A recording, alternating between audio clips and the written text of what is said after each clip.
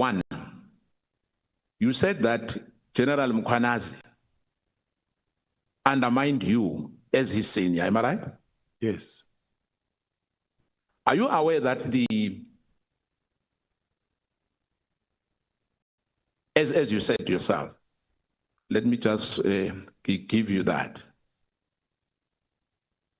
Are you aware that the accounting officer in the South African Police Service nationally is NASCOM? Do you agree? Yes. Are you aware that he originated those powers from the statute? You cannot have that power at all. You only have delegated powers. Now, the provincial commissioner, Mkhwanazi or anyone else, Patekile, they originate their power like the national commissioner at provincial level. Do you agree? Yes. So why are you saying Mkhwanazi undermines you?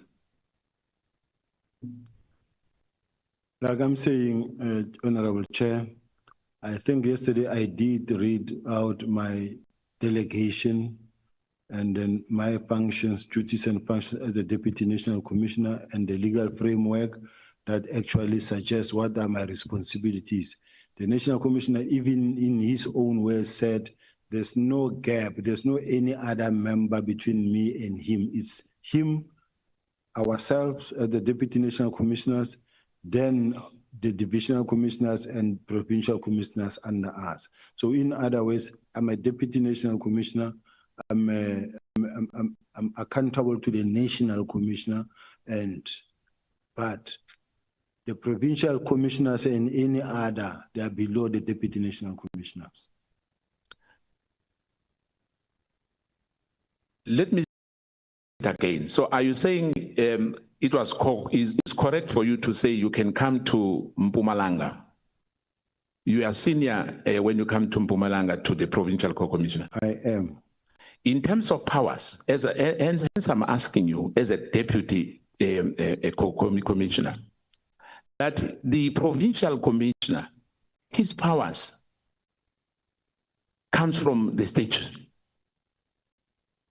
He's an accounting officer at provincial level. Do you agree on that? I do.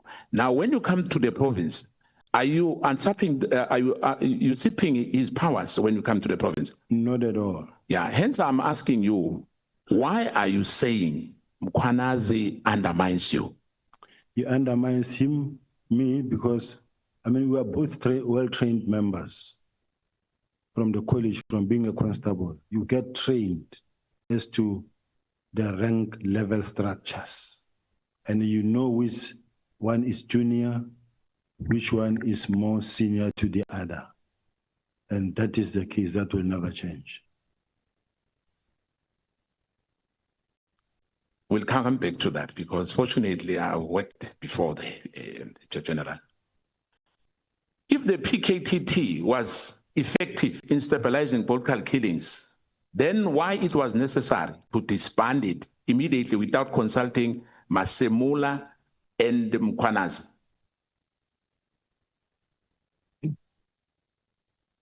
I think that's a question that you can pose, that can be posed to the minister.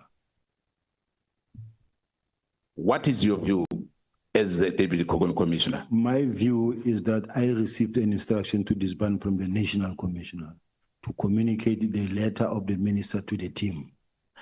Yeah, I just wanted to find out on that regard. You said Brigadier Litoke, if I remember. Litoko is Litoko, yes. Chief of Staff in the Office of the National Commissioner. Yeah. So he gave you a letter. She gave you a letter. Sent a letter. That letter was signed by who? It's an email, doesn't need to be signed. Now, in your office, you have staff in your office, am I right? Correct. If your staff is giving one of your divisional co-commissioner or one of the deputy, General Musikili, does your staff have those powers to send and instruct anyone? 100%. They do have that. They do. Now you just said to yourself that there's hierarchy. By nature, police is paralegal, am I right? Correct? Now, can a brigadier instruct a general, major general or a lieutenant general? From that office, a letter and communication that come from the higher office is an instruction of that higher office. Now, if the NASCOM says to you, I've never given that brigadier that instruction, what would be your response? Have you verified that letter that it was coming direct from the commissioner? Remember, the NASCOM already indicated that he told them to write letters to the Deputy National Commissioner and say, write a report. So it comes from the National Commissioner and it's confirmed. Let me give you a reference. If you remember, on the PEE matters, there's an issue which is in court because some directives were given verbally. So do you agree that if somebody sent a letter which is not signed by the accounting officer, is legit? I don't know the facts in that PPE matter, but what I have and what I know and the working system and the standard practice is that the National Commissioner, even myself, I'll come and tell the staff officer or the PA and say, I want you to write a letter to General Khumalo. The National Commissioner want to have feedback in relation to 1, 2, 3, 4, 5. Please send that letter. They are well trained and they know what to write. And they will write the letter and they will send it to me or they'll bring it and say, are you happy with this?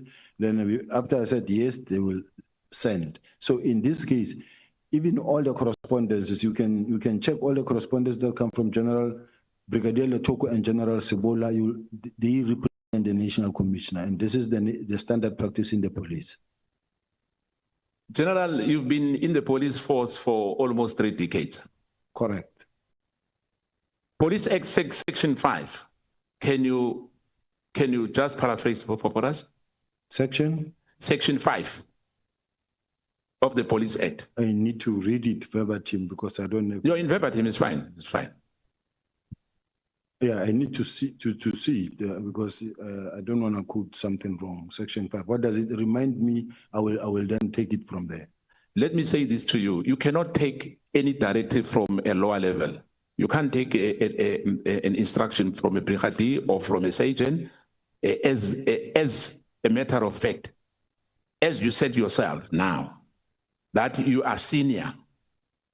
But you are saying to us that a brigadier, in fact, even a colonel can give you instructions and say, yes. NASCOM has said that has to happen. For instance, if a brigadier says to you, NASCOM say you must disband crime intelligence today, are you going to verify that or are you going to take that instruction? No. Like once a letter of this nature comes from the Chief of Staff of the Office of the National Commissioner, it is an instruction. If a letter comes from Major General Sebola of the National Commissioner's Office, it is an instruction. And if you are not clear about it, or the instruction is somehow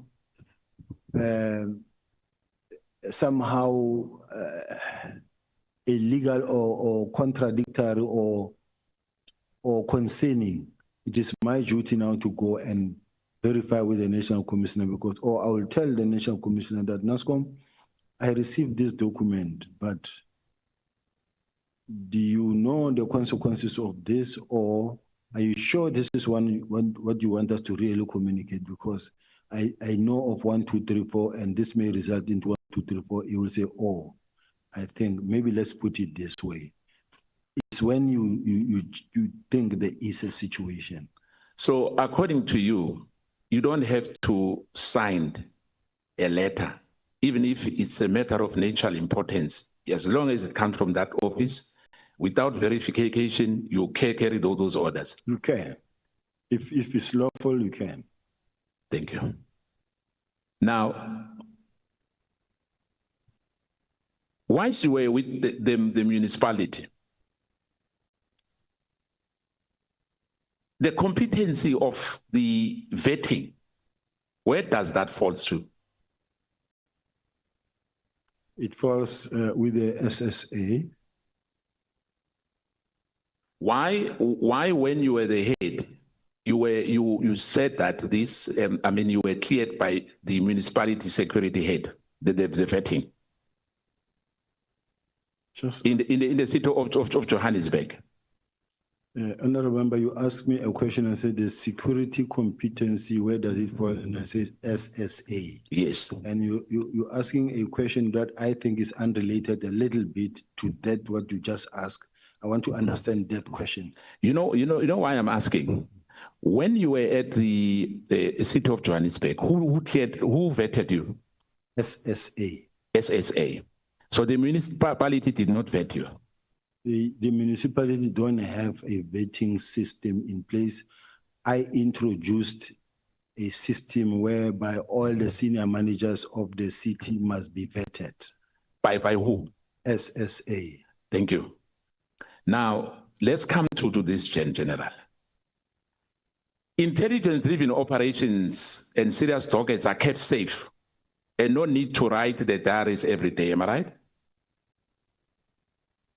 There's nothing like that. Tell us, how does it work? When you work and you open a docket, it's your job to update your SAP 5, your everything that you do, you write in your pocketbook or in your diary and you update the docket. Intelligence inquiries dockets are registered to run.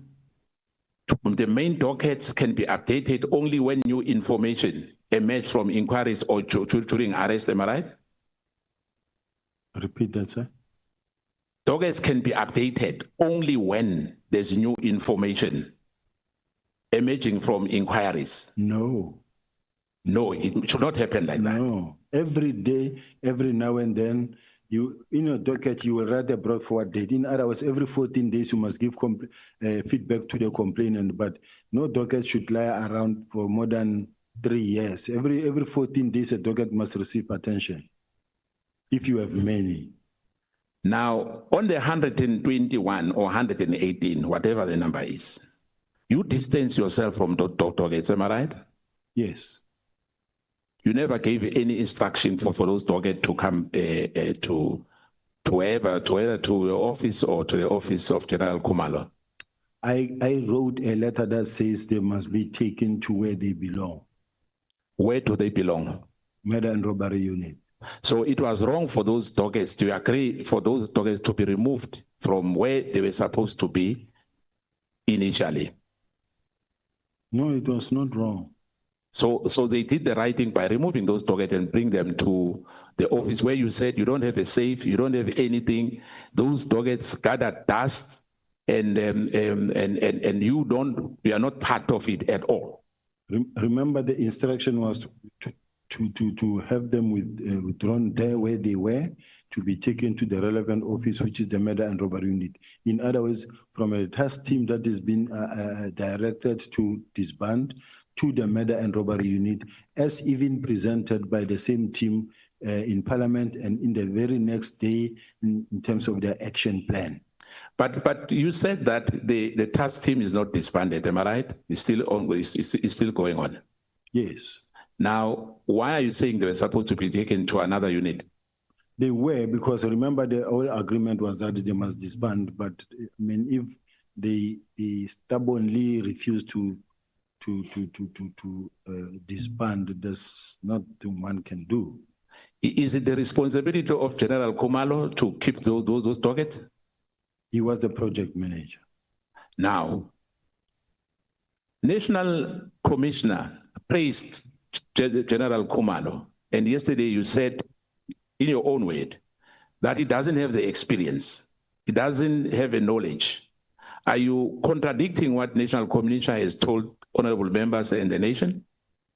If General Khumalo can put an investigation of crime certificate in front of this committee, I will withdraw my words. But if he doesn't have one, he's not an investigator. Yeah, but my question is, are you contradicting the National Commissioner when he was praising General Khumalo? You are saying the National Commissioner is wrong. Well, the National Commissioner believes so much in General Khumalo, and what the National Commissioner said is what he said, what I'm not saying. Yeah, but remember, you are the deputy commissioner. My question is, You don't agree with the National Commission in the respect of the competency of General Khumalo. You are questioning his credentials. No, I say he does not have investigation. And I also said he has done a good job. I've never said he didn't do a good job. But the bottom line is, I'm saying he does not have investigation as training. General, yesterday you stated many issues here with us when the evidence leader was questioning you. Page 9, paragraph 28 of your core bundle, that when Masemula, as an accounting officer of South African Police Service, asked the Minister Mkhwanazi to provide reason for his decision to disband PKTT, on the 6th of March, he failed to provide reasons for his decision. In your opinion, do you think it is acceptable for a leader to take such a crucial decision in absence of any stated justification?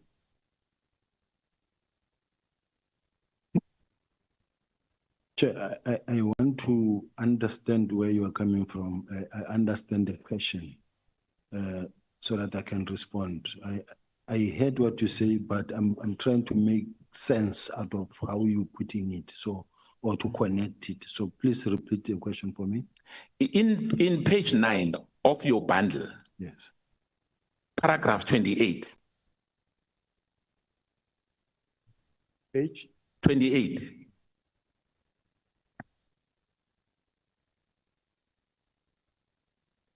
Page 28. I'm at page 28, paragraph. No, page 9, page 20. I mean, paragraph 28. Page 9, paragraph 28.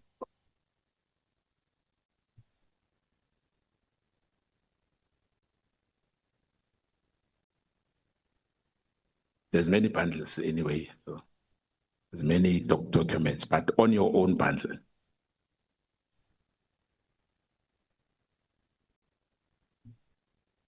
Paragraph 9, page 9 of my bundle. It doesn't have page 28. I'm not saying page 28. I'm saying paragraph 28. Don't have in page 9. It doesn't have, let me see. Let me go.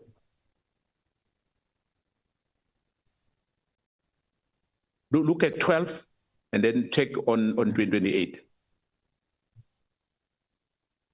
Yes, page 12. Yeah. So the question, let me rephrase it for you to make things easier.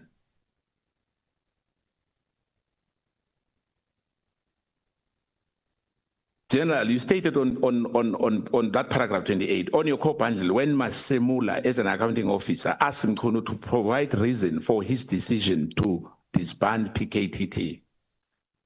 On the 6th of March, he failed to provide reasons for his decision. In your opinion, I'm just saying in your opinion, let me finish. In your opinion, do you think it is acceptable for a leader to take such a crucial decision in the absence of any justification? Chair, just a second, Chair. The honorable member is referring me to page 12. Yes. Paragraph 28. Yes. Can I read it? No, because when I look at it, it's not what the honorable member is talking about. Yeah, the evidence leader will help us on that. But why is doing that? We'll come back to that. Do you think that Minister Mkhwanazi justification that the task team was established because of an executive decision?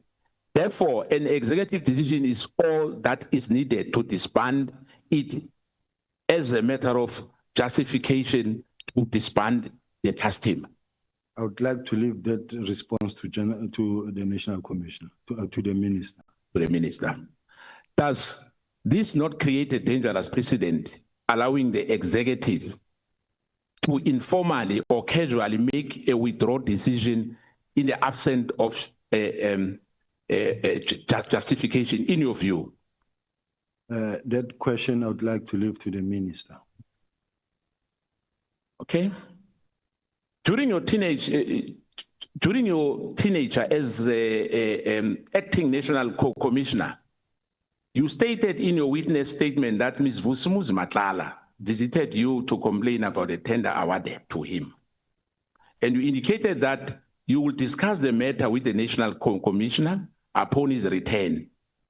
Why did you deem it necessary to wait for the national commissioner's return before addressing the matter? Because it was beyond me. This time it was beyond you. Yes. But remember, on that issue of disbandment, you said, as I said to you earlier, you took a letter from Brigadier Litoke, am I right? Litoko. You took that instruction, am I right? Correct. Without verification, am I right? Correct. Now, on this one, why you wanted the national commissioner to give you an approval? Because you were acting national commissioner. These are two separate things. And I know that, but what I'm saying, why do you have on Nhlanhla in particular?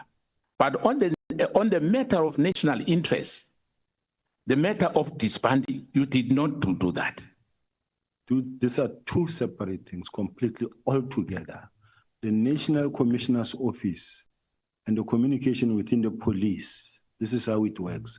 Nhlanhla is not a police official, it's not the top structure of the police. She doesn't have a staff officer that I must listen to. Now, in other words, if you are a minister in the South African Police Service or any minister for any department, you have staff that reports to your office. And that staff, including your PA, is entitled or is empowered or is delegated to write letters on your behalf. And those letters are deemed to be coming from you. Now, I'm going to sit on that. You chose to act on a directive given by Brigadier Litoko without a consultation with the National Co-Commissioner by virtue of an email, which was an email we know. Do you think that was appropriate to do? I'm still asking again. I want you, because you're under oath, to say yes. Very much appropriate, and this is the standard practice. This is how everybody works in the department, and this is the order of the day. And even the National Commissioner confirmed himself that he did give that instruction to Brigadier Litoko to write that email. So you say it's a standard practice in your office for decision of a considerable importance to be taken or communicated by junior staff members? In the organization. That's what I'm saying. Are you saying that to us? It is. Specifically, it's appropriate for such communication as demonstrated on SB3 of an annexure which your witness statement to be signed off by a junior staff in your office without your own signature. That's how you run the affairs in your office. Yes. Leadership failure or disconnecting incinerating officials, in my view. But I will paraphrase for you, General. It seems that there's a lot of matters where you are in disagreement with the assertion made by General Mkhwanazi, as shown in your submission before this committee yesterday. I want to ask you, on the 6th of July, in his media briefing, Mkhwanazi said there are criminal syndicates that have infiltrated law enforcement. Do you agree with him? If you do, please tell us why. And if you don't, please tell us why. I will never deny that there are criminal syndicates that have infiltrated the police or criminal justice system. It happens on a daily basis in all the provinces, including in KZN, where he is. You do have those people that are connected to the police, that are connected to the prosecutors, that are connected to lawyers, and sometimes they may not be criminals per se, but at the ultimate end, you find that they're involved in criminal activity. But this thing is not unique to Gauteng. Will you then agree that it presents a serious concern when high-ranking officials within SAPS hold conflicting views on the state of law enforcement in this country, and that disconnect and undermines cohesion, public confidence, and the integrity of our law enforcement? Agreed. Do you agree? Yes. General, let me come to the issue as well, which you are being accused of for many years. When Senzo Meyiwa was killed, did you went to the scene?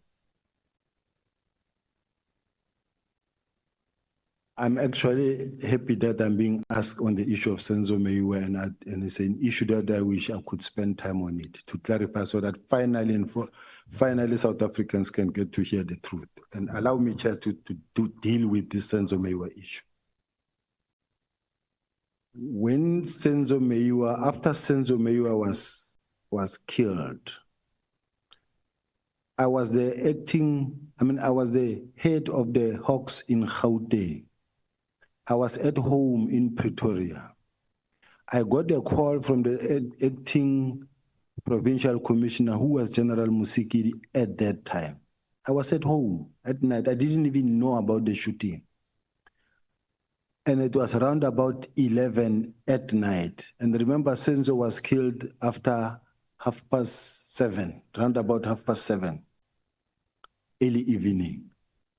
And what I had to do as the head of the Hawks was to call a team to say, let's meet there. It's just like when a serious crime has been committed, we move, we go there. And what happened there is that as we moved, all of us, we got there, I ran straight to hospital. And simply because of the fact Senzo Meyiwa is a national key point, it's a national asset. It's not ordinary member where someone can say someone has been gunned out, then as the head of the house, I'll also go there. But because it was a national goalkeeper, we all had to react, and we went. Even General Musikiri, who was the acting provincial commissioner, we all went and we met at the police station, at the hospital. When I got to the hospital, it was packed, even in the passage, even in the ward where he was lying motionless, and everybody was crying there. Even myself, I could not make my way through into the ward. I saw him lying inside there, but from outside the ward. And then I realized that it won't work. I then said to General Musikiri, I will go to the house where now the investigation must start, because now the investigation process had to start. Now, for the investigation process to start, we then had to go to the scene of crime. When we get to the house where it happened, it was packed. Outside the yard, inside the yard, there was up and down movement in the house. I'm well trained when it comes to investigations. I'm 37 years doing what I'm doing. The very first thing is to take charge of the scene of crime. Mine was to give instructions and say, please, secure the scene, preserve the scene. This is a scene of crime. Now the team had to make sure that they remove everybody on site to outside the yard so that it can be cordoned. The scene of crime can be cordoned. Remember, I arrived late at night when this thing happened, almost after 7:30, and the scene was already processed by the officials. It was processed, cleaned. The experts have done their work. Now, when I arrived there, I also found MEC Sizakele Nkosi Malobane and other generals were there. Now, ours, we come here as a fact-finding team. We come in here, we knock, we sit down in the sitting room. It's clean, there's no blood, there's no spotty that you can see, or everything is in place. And then we sit, we listen, we ask questions, what happened? This one explained, this one explained, this one explained, this one explained. This is the normal course of attending to crime scene. The MEC was there also, we were all listening. And then from there, General Musikiri and them arrived from hospital to join us. There were other generals, including General Musikiri. We all listened. And thereafter, it was a question of, General, are you taking it or am I taking it? As the Hawks, do I take the matter to run with, or are you taking it? Then she said to me, the National Commissioner, who was Ria Pierre, Maria Pierre then said or suggested that this matter must be investigated by a team of experienced investigators. Now that already took us out of the way. Now we stood by when they made a press conference, a press briefing at that time that says there will be a team appointed to investigate and will run with this matter. We were standing by, no longer involved in the case. That is why even today, when this matter has been testified, I haven't submitted a statement. I haven't submitted any, never been called as a witness. It's almost at the end because I was not involved. I've seen messages that says I took $1 million and I did it, I shifted the firearm ordered. No, at what point would I have done that? So I just wanted to say to South Africans, I am not involved in the Senzo Meyiwa case. I've never done anything wrong. And there have been many teams, more than 10 different teams that are set to investigate this thing. I've done nothing that can actually cause the matter to be, not to be successful. Thank you, Chair. I'll just give one because there's a warning already there, a red light before my colleague takes over. The last one from me. Unfortunately, other issues are still under investigation because you said you are like a specialist, an expert when it comes to investigation. Because I don't want to eat time for my colleague. Can you confirm yes or no on the matter that that scene was not contaminated by your presence? Not at all. It was never communicated by my presence. When I arrived, it was a done deal already. It was cleared. I mean, when you arrive and already it's trampled upon by many people, I was very late when we come there myself. So were you the first person who arrived at the scene? Not at all. I came after 12 there, when in fact this thing had happened after 7:30. So logically speaking, how can I be the first person to arrive past 12 when this thing happened at 12:30? Thank you, Chair. Honorable Shongwe. Ndaba, siyabingelela baba. Sawubona. Hey, makumele umuntu akhulume nawe ngathi udla intelezi, amehla vele angaboni indaba. Ngiyifundele. Izolo before ngichubeka nje bengifuna ukubuza enye clarity seeking question. So bengisaba ukuthi uChair uzodla isikhathi sami ubuya ngishaya uChair yabona. Can you kindly assist me with ubandle ku page 234 SB 19? Just the first blocks, ungifundise ukuyifunda lapha ya, mhlawumbe ungifundele.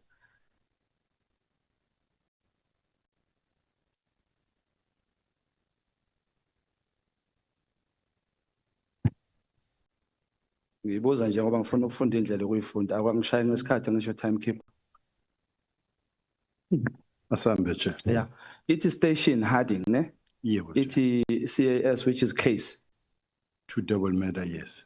It description there, it is alleged that the ANC member had a meeting at Ghost Town while driving near Green Water Tank. He was shot 2 times on the head and the neck and succumbed injuries on the scene. Bese ETIO, is that the investigating officer? Yeah, Chair. Now in Nhlanhla outstanding, it analyzed section 205 to place. Can I read the name, Chair? Okay. Analyze section 205 and to place Tembelani Dlamini on the crime scene. Bese lapha ithi try to identify the suspect. Sihle Zigalala. I don't understand the outstanding. Is that outstanding or what? Please clarify this for me. This is the investigation that needed to be conducted. That is outstanding. And by so saying, Chair, may I be sensitive to the fact that It's very much important. And that is why, Chair, it's very dangerous to mention the name, because this Nhlanhla does not necessarily mean that it is the current minister or deputy minister. So it's very dangerous to rely on the name that you find here. There are many names that you find that they are equal or they are senior. I mean, they are similar to the name of some of our leaders. And in the meantime, now we begin to target the leader on something that it is not him, it is someone else. So may I request, Chair, that this document be really in the highest sensitivity it deserves, Chair. All right. Should I continue with it, Chair, or just me? No, you can continue. The documents have been made available to yourselves, and they are on record. But what the witness is requesting is that you may not read the names because they may be misinterpreted. Now, as I was asking for clarity, Chair, I was saying, does it mean when you say analyze section 205, does it mean the placing of that suspect, or there's this name Yokala on this crime scene? And does it also mean try to identify the suspect as that suspect? Does it mean exactly that, or it means something else? When you read the docket, which is the double murder, heading double murder, that was registered in 2016 on the 20th of 12. And it gives you the description of the case, that this is what is being alleged, that the ANC member had a meeting at Ghost Town while driving near a green water tank, and he was shot 2 times on the head and neck and succumbed to injuries on the scene. Now, here's the investigating officer. Now, here my main intention was to point out that the last day of investigation of this matter, the last handwriting in the docket was on the 24th of March 2023. This is the last time this team looked at this docket. So in other words, for almost since 2023, this docket was never looked at. 2 years. It was not open. It's somewhere sitting gathering dust. Now, the rest, the information that is outstanding in this docket was to analyze the 205s and to place this person on the crime scene. In other words, it's when you apply for the communications from the cell phone providers, the car trackers and everything, and then you analyze that so that you can see that it gives you whether this person was there or not. No, thank you. So this Nhlanhla that is here, was he arrested 2 years ago? I thought, Chair, we agreed that the names are not No, going you said to it's be- not the minister, just this one. I'm not sure. Okay. That's why I say I'm not sure whether he's a minister or We not. may pass. Do you agree with the relationship between Jackie Selibe no Nhlanhla made South Africans ukuthi bangawathemba amaphoyisa? And if you do agree, what do you think, or what should South Africans think, or what should they make of your relationship, if you have, between Brown Mkhwanazi, who has relations with Nhlanhla? Well, what I don't know is whether they are criminals or no. Nhlanhla, I do know now that he's been arrested, but at that time, no one knew whether he was that's why even the police awarded him a tender, because they didn't know apparently that he was involved in crime. Even myself, I didn't know if he was in that a criminal. So since one became aware that the man has been arrested, we cannot now further communicate or associate ourselves with him. But at that time, going backward, we didn't know. So when I didn't know him up until he came for the first time to the office. Okay. Asidlule lapho. Izolo ubufuna i-document yaka public protector, which you say it's the one that clears your name, correct? Do you agree with that document, that letter? Yes. Which one is it? Because there's a letter written 18 December.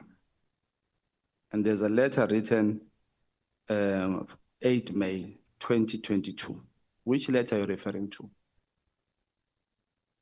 Can I assist that legal team with my protector report?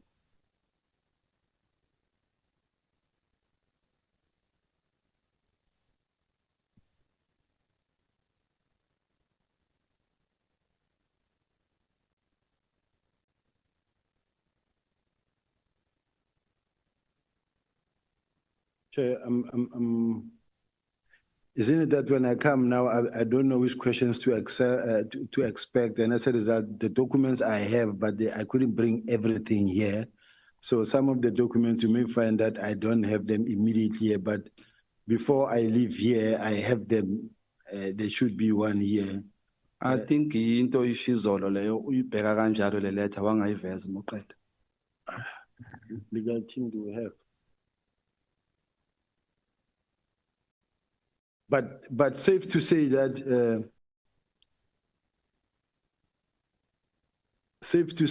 the public protector mentioned there that was employed by the city of Joburg and everything was procedural and legitimate, and as a result, there was no issue about my appointment. I think singaxoxa ngayo ngoba uyayazi indlela yokukhuluma ngayo mphathi wami.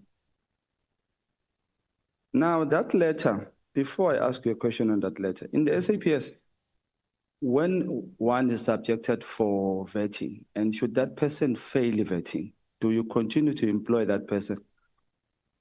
Is the discretion of the commander or the head to say these skills we need. However, this person did not make it through the vetting department, through vetting, but also depending on the sensitivity of the post that you hold. For an example, there are many members who don't have security clearance. Similar case that then Provincial Commissioner doesn't have. Provincial Commissioner Western Cape doesn't have, but yet they deal with sensitive information. Because the letter ebhalwe advocate Bosisiwe Mkhwanazi, who was then the former public protector, states that at the stage when he was investigating your case and he wrote the letter you are talking about, that clarifies you. He did not have the evidence ephelele. The city of Johannesburg concealed the evidence. Therefore, she came to those findings without this evidence that came there. One, it is the letter that was written by Ubrink, speaking about you not passing a competency assessment report. Did you do a competency assessment and did you pass it or you didn't pass it? I'm not surprised, Honorable, that it is that letter that come from Advocate Bosisiwe Mkhwanazi, but Advocate Bosisiwe Mkhwanazi was given all the information that she needed when she investigated, because remember her team came, not herself. The whole team was sent to investigate, and she conducted an investigation and she wrote a report. Now, after she was approached again by Mesuli Mlandu, after having been cleared in this report, she wanted to start again. And then we wrote to her and said, but advocate, you cannot review your own report. Then she wrote to the Hawks to investigate. And in the Hawks, I was cleared because the DPP refused to prosecute and said, but there's nothing here.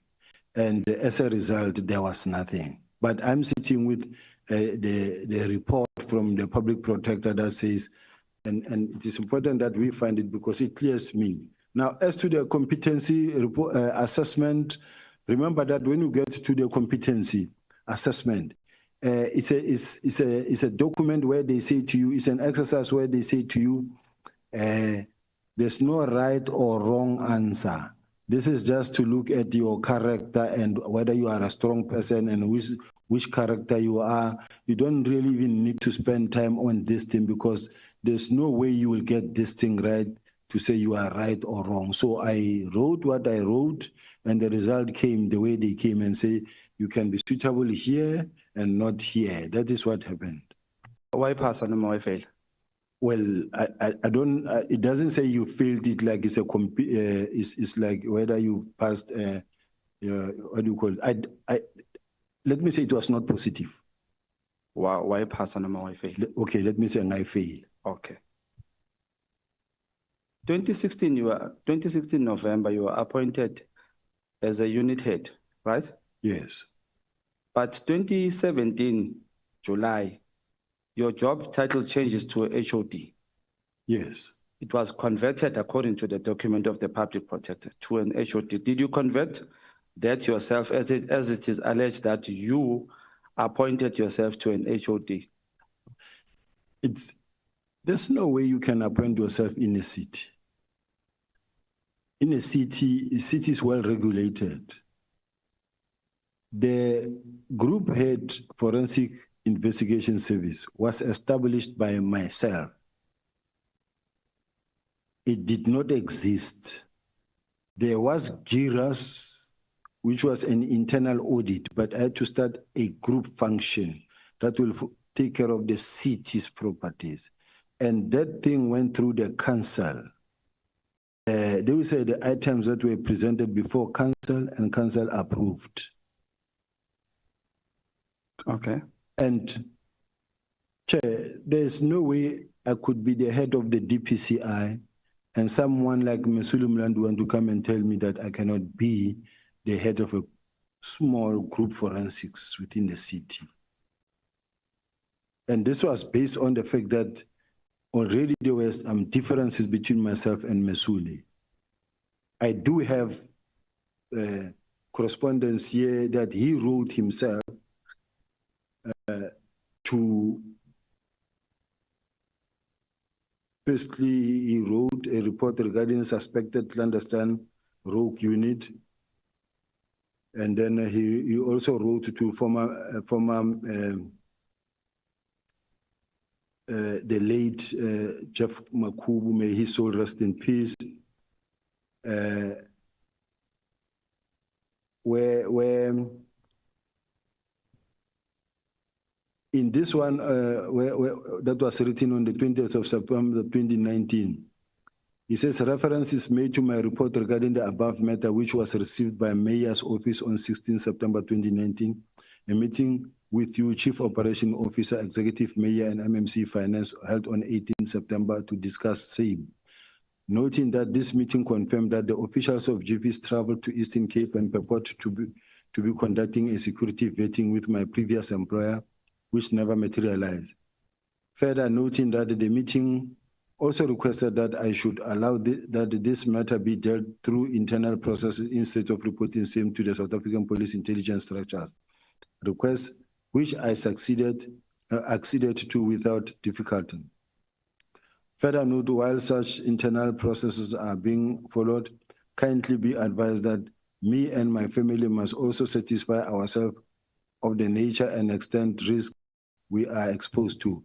From the confirmed clandestine and rogue activities of the officials of GVs, this is important in regard is heard that the said officials acted with impunity, disregard the political and administrative authorities of the city, and abuse the resources just to execute an unlawful criminal project of hitting my person, career, and reputation.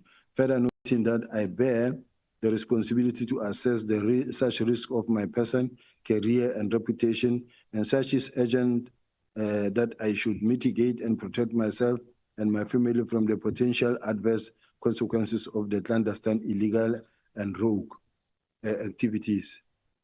Also noting that covert operations are generally life-threatening, your office is requested to cause these officials to write Son's affidavit and detail the following.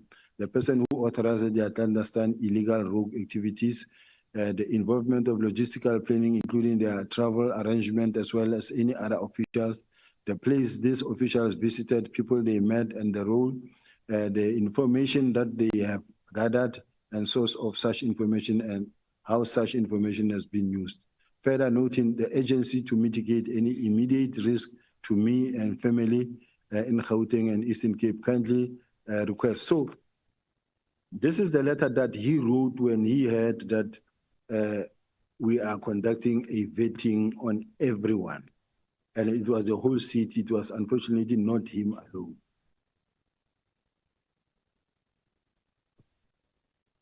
And I do have files, Chair, but this matter really, I felt that, quite honestly speaking, it have been dealt with by the public protector. There were Moody and Robinson investigations conducted and all cleared me. State security investigated, the Hawks cleared me. For this thing, for people to take advantage of the current moment, the current situation, and be throwing this thing again through the back door, that we must re-listen to this thing that were investigated many years ago. To me, I find it really unfortunate, Chair, and I wish I could be protected under such situation, because these matters were investigated, closed. And if they were investigated and closed, why bring them here? It's all I'm asking, because the context within which General Mkhwanazi was making his press conference was in terms of political interference was based on the 121 dockets and the disbandment. Now we find ourselves dating back 5 years ago, former Minister Mtetwa, the late 2011, which I find unfortunate. Now, this thing is being reversed again through the back door again.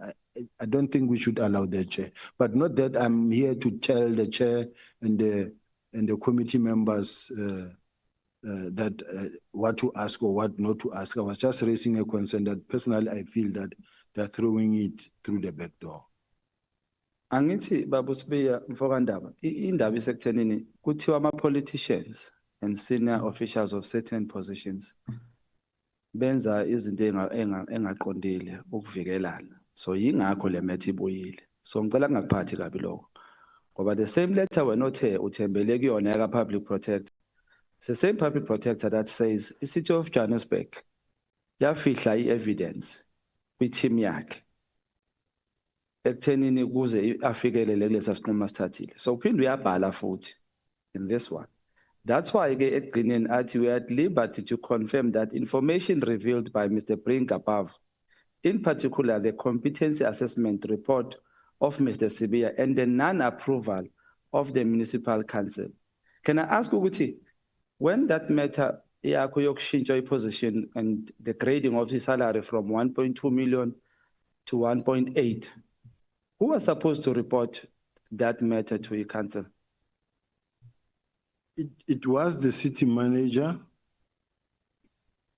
and all the processes were followed. It went through council, and council approved. So it was not a private deal somewhere in an office. So it's not correct what the public protector is saying here, Wuti. However, this was not reported to the municipal council. No, it was reported to the municipal council. And who was the mayor at that time? From which party, if I may ask? I think it's former Mayor Herman Mashaba. He has never said anything to you about this matter of you being put to, of the grading of your salary from 1.2 to 1.8. Are you also saying he's the one who appointed you or the municipal manager at that time? This is the municipality that appointed me. The same applies to the same Mesuli Mlandu himself, the same process that was followed to have mine promoted or increased. His own salary was increased drastically from where it was to where it is now. So it's the same process. Are you aware that the public protector in his resolution said they must open a case against this issue? Which she did. And what happened to the case? They investigated and the DPP declined to prosecute. All right. No, thank you. General Mkhwanazi said you procured prohibited equipment in the city of Johannesburg with the assistance of Paul O'Sullivan. And we have seen a letter from the State Security Agency confirming paragraph 4 that you bought equipment. Can you confirm that? General Mkhwanazi ukhuluma into angazazi nje. There's nothing like that. That what General Mkhwanazi is talking about is in his own head, in his own mind. Ayikho leyo nto. Le equipment ekhulunywa ngayo la kazi wayithenga wena mfowabo. I did explain, Chair, that if you are the head of department of a city, world-class city, and you say we need to bring, to create an office that will carry the office, that where we need to build a war room that is strong, and then you let the IT people sit together in a room in consultation with SSA and say we want to build capacity that will be able to carry the city, so that when we are sitting here, we know that we are able to trace as to how many buildings are hijacked.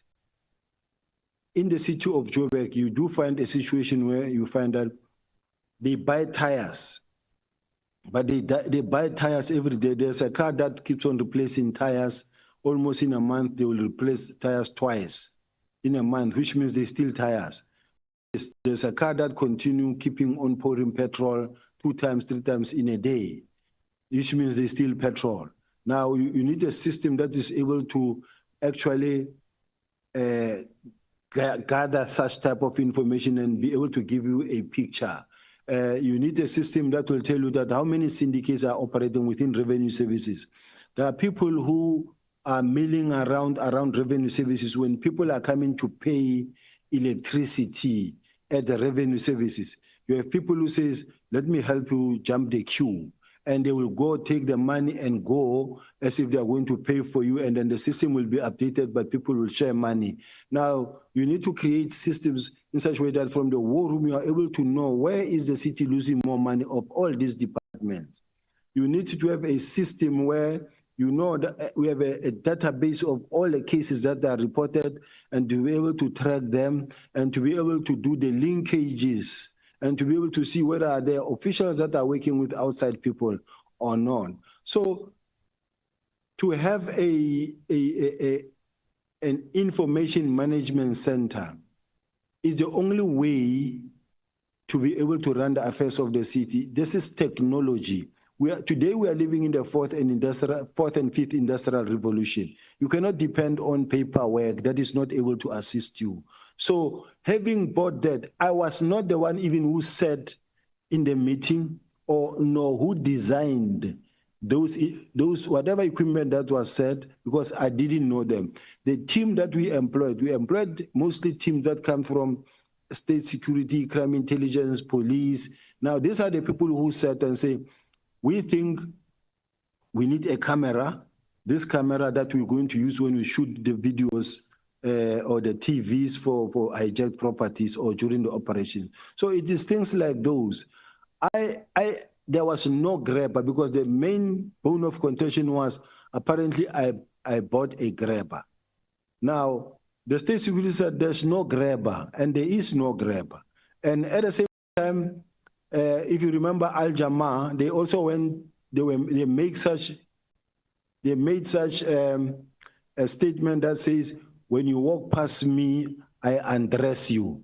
Because as you walk past me, my system that I have undresses you, takes all the information from your phone. I went to court, and the court ruled in my favor.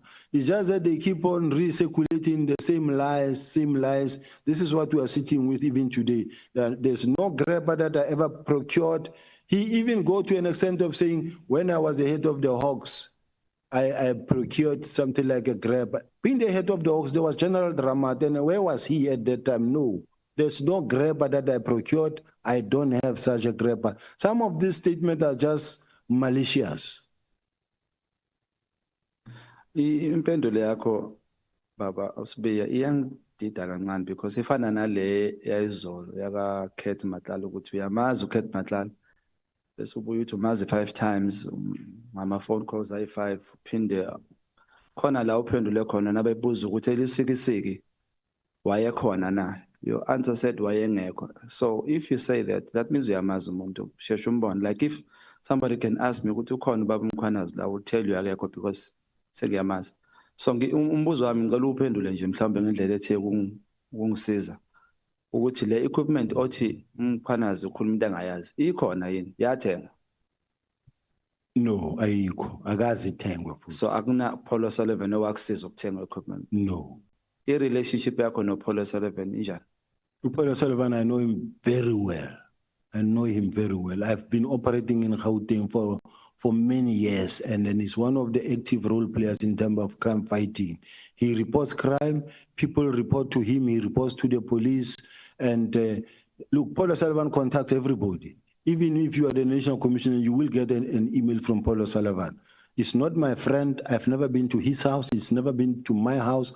I've never gone to a restaurant with Paul Sullivan where we sat and we drank tea or coffee. What Paul Sullivan is all about is that he's a forensics expert. He receives many information that he processes and even relay to the police. Just like your Mike Paul Hayes, your Thomas Chat, these are the people that are active in the crime fighting system. They are there. You can't avoid them, and you can't wish them away. No, thank you. SAPS is instruction based. You give instruction, conjure instruction. As most of course you get a call-up instruction. Yes. Do we agree? Yes.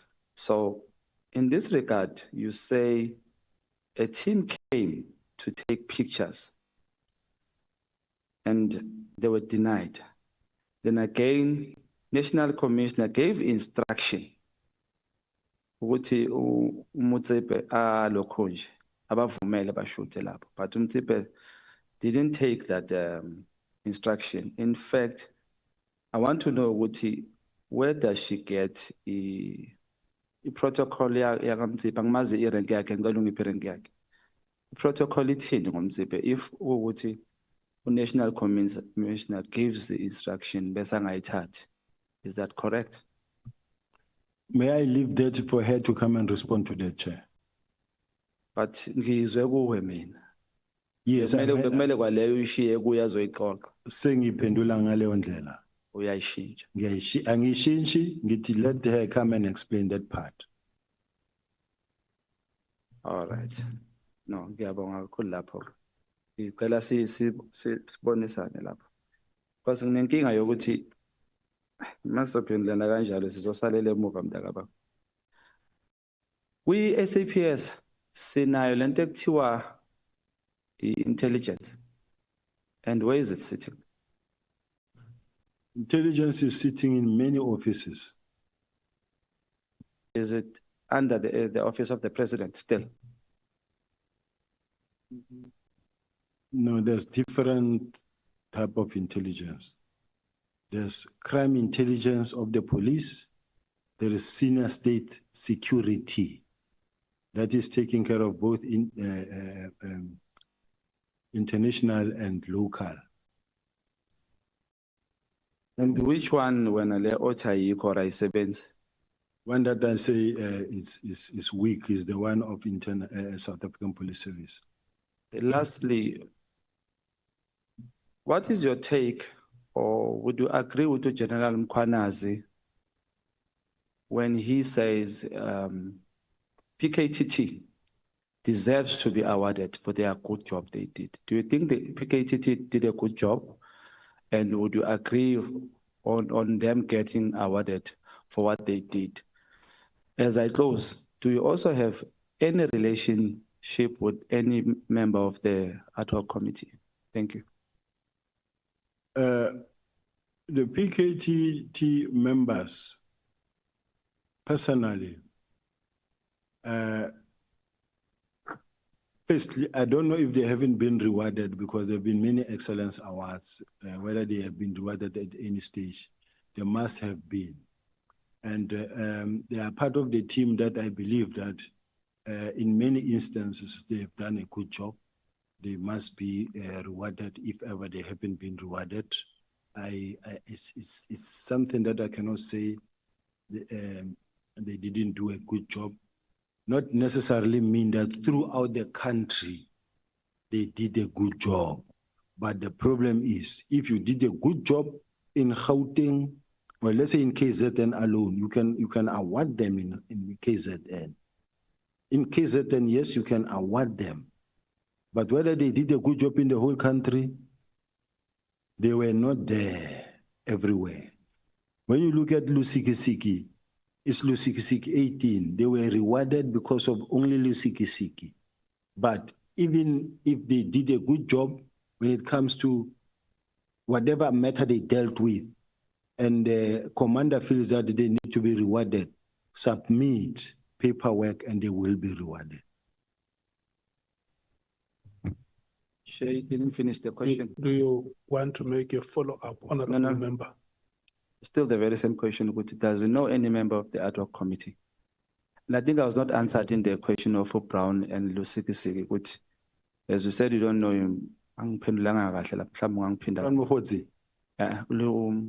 Yes. Bran Mkhwanazi, I said it, I think, Chair, even yesterday, that I know Brown from the time he contacted me. I didn't know him. The very first time I got to meet Brown is when on January 8, he called and said, I'm going to General 8, are you going to be there? I said, yes, I'm here on operations. We are working here in Western Cape. He said, I'll come and greet you. That's exactly what happened. And even if you check the footage, you will see. And before that, you can see my phone, you won't find Brown. And then thereafter, I allowed those calls. There were moments where I could have blocked him and stopped communicating him, but when it comes to issues of safety and a person who gives you a lot of information, you let it flow. Any member of the ad hoc that I know, I've worked for a very long time with Honorable James. I know her. I've worked for a long time with Honorable Glenis. I've worked with some members I saw in the portfolios where we account. I know the chairperson for portfolio committee from the portfolio committee, not anywhere else. So these are the only member, Honorable Kola Danabayanat, I know, not personally per se, just official capacities.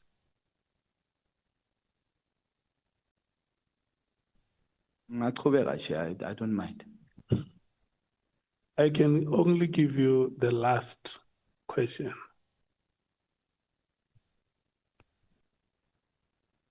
Because abantu balambile, Chair. But Chair, let me finish here. Thanks.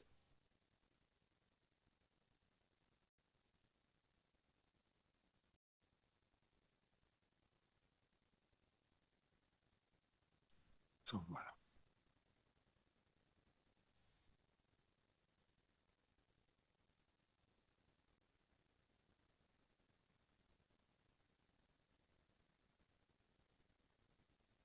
I think we Chair Sapala. Let me ask you this one. I'm tempted to. General Mkhwanazi says there is buying of Lamborghinis and all that to by intelligence somehow. And you said there's no such. So I want to ask Uguti, in the SAPS in totality, akwenzeki ukuthi uthole ukuthi umuntu uyi-spy uthunywe yini to infiltrate a certain criminal syndicate? Is no such. Is there no such? A Lamborghini is pushing it too hard. You can't buy something of 5 million because you want to infiltrate somebody. You can always do it cheaper. But you will never go buy a Lamborghini because you want to infiltrate someone. Yes, so, but there is such a doing. It matters in terms of the budget. So it can be done. Even if let's say you want to run a covert operation, we have well-trained undercover operators that can infiltrate that space. And let's say, for instance, they are dealing with a syndicate, a group of syndicate, a big one, and where you have to appear as a rich person who is actually living that lifestyle. They will make sure that you get that car, not necessarily that it is procured, but they'll organize that car and then you will use that car for that time being for you to be able to operate.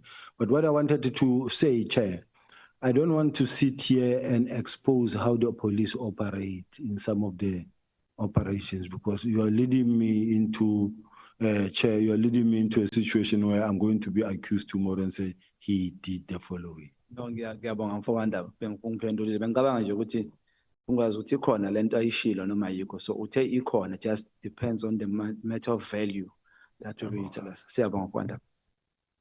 But General, are you saying that in a corrupt environment,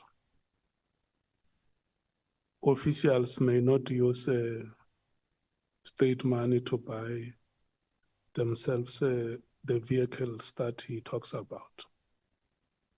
In an environment where corruption is pervasive, is there no possibility that the money can be siphoned to acquire such or vehicles of that value? No, Chair. You can't, unless, I mean, we're working with the public's money, public's fund here. You can't really nilly-willy just spend millions because you want to investigate a certain crime. You can investigate crime. Not for purpose of investigation, yeah. for self-aggrandizement. And I buy a Lamborghini. Yes, you have access to this purse. There is no monitoring. You have become a law unto yourself. It's not only the vehicles, Honorable Shongwe. He also spoke about people who have acquired farms. And buildings. And buildings. Yeah, that's correct. So you may have a building that is higher than that vehicle in value. Yes, Chair. And the state money has been used. Yes, Chair. So that is why I'm asking you, because this is part of our probe, the extent of, okay, I must not say that, the extent of, how corrupt activities have been entrenched. Because he says police officials do this and that, and you say, no, we can't, in terms of our operations, if they are covered, we can't buy vehicles of that value. And I'm asking you, in an environment where corrupt activities have become pervasive, is it possible that state money can be used for personal use, where a person can take it and go and buy himself or herself a vehicle of the value that I don't want to advertise that vehicle? It shouldn't be, Chair, and it shouldn't be allowed. Because to start with, there's a way of procuring such a car in such a way that it cannot be traced back to you. And therefore, it is not even known in the system. And what you do with that car at the ultimate end may not be known by anybody. But that other properties have been acquired. Have you heard about that, or do you know about that? I saw it in the papers. I heard about it, but I don't know the detailed facts of it, quite honestly speaking. I just see it from a distance, even myself. And as part of the senior leadership of the police service, when you saw that reports, did it shake you, or you just said, I know, this is what we are used to? Things were reported, but as far as I'm concerned, I'm very happy when things get reported to the platform or forum where they belong.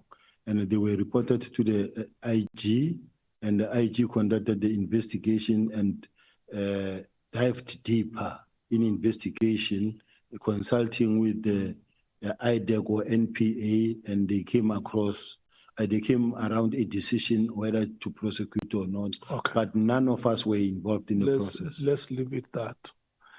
Thank you so much, General, and I want to thank you, honorable members. Honorable Adams, we have made it a practice that when we have an honorable member in our proceedings, we introduce them for the public to know that members of parliament also take interest in the work that we are doing. So I take this opportunity to formally introduce you, that you have joined our proceedings today. Thank you, Chair. I thought I was in trouble again. Thank you.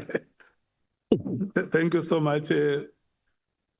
Honorable members, it's that time when we should break. We are coming back at 10 minutes after 14 hours.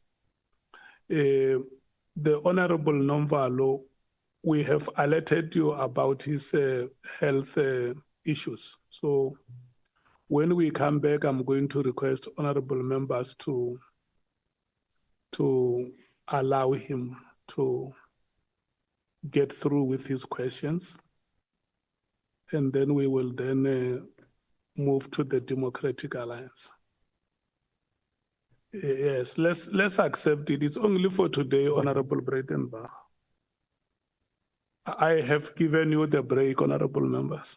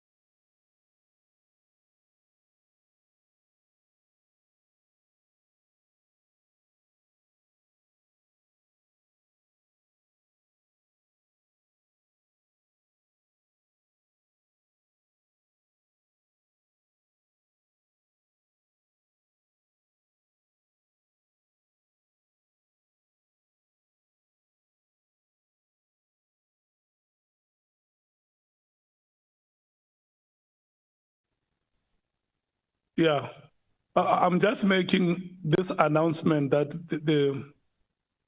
the owner of this cell phone, in case they may wish to use it again, they can come and collect it here.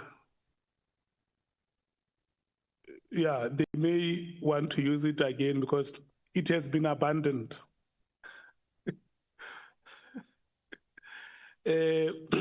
We take Honorable Nomvalo, we take Honorable Breitenbach, and then we take Honorable Klopper,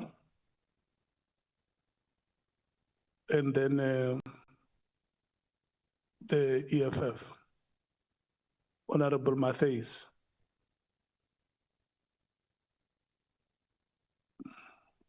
Yeah. Honorable Nomvalo, General, thanks very much again and welcome to this session. Thank you.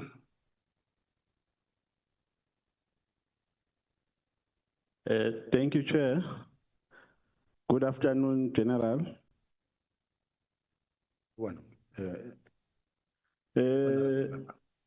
General, if there's one thing that we have done exceptionally well during your responses and during the course of your testimony is that you have been making a concession to knowing all the people that are perceived to be rogue and who are perceived to be having questionable characters.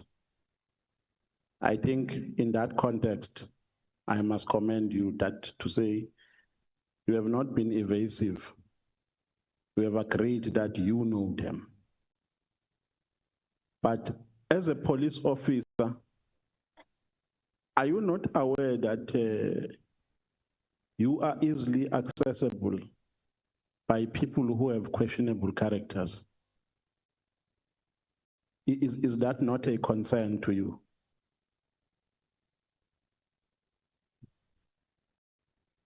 Chair, I think if you meet a person or you come across a person who at this point in time, you don't know that this person has got questionable characters or issues that were not really evident from the onset. Like any other normal South Africans, you don't know this person, but later you come to know that this person, this name comes. This thing again, this name comes. That's when you begin to raise your eyebrows and begin to step back. I think it happens naturally that you will meet a person that you think is innocent, is clean, but later you find out about the rest. No, but even that response is worrisome because you are a police officer. You don't just mingle with anyone. You have an integrity and a credibility to protect. Before you mingle with people, you first investigate their characters. Are you an irresponsible police officer that just mingles with anyone without checking the credibility of such people? I don't think it's fair, General Chair, that every person that I meet, I must investigate. You do meet people, and you won't have capacity to really conduct a background check on anybody that you meet. So it means I must be worried, General, that you can come to my village and mingle with criminals and later come and say you did not know their character.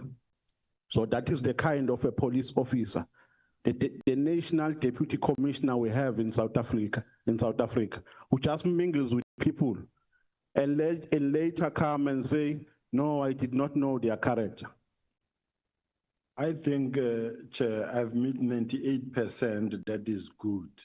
But if it happens that you met one or two characters that are actually questionable, cannot take the whole credibility away from me because I spoke to somebody. It happens with all of the police officials, senior managers, ministers, even presidents. It's that you find yourself having spoken to somebody, later that person found himself in trouble.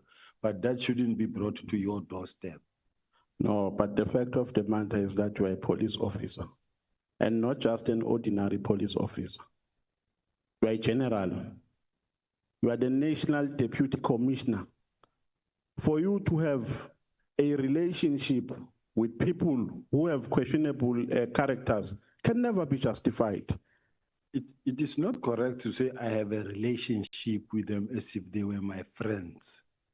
They were not my friends to an extent that it can be called a relationship with criminals. It's not correct. But General, when we asked you about the relationship with Brown Mkhwanazi, I think the question was asked by Honorable Nhlanhla. You said he was asking if you are still speaking, if you are speaking with Brown Mkhwanazi. You said you are speaking with him.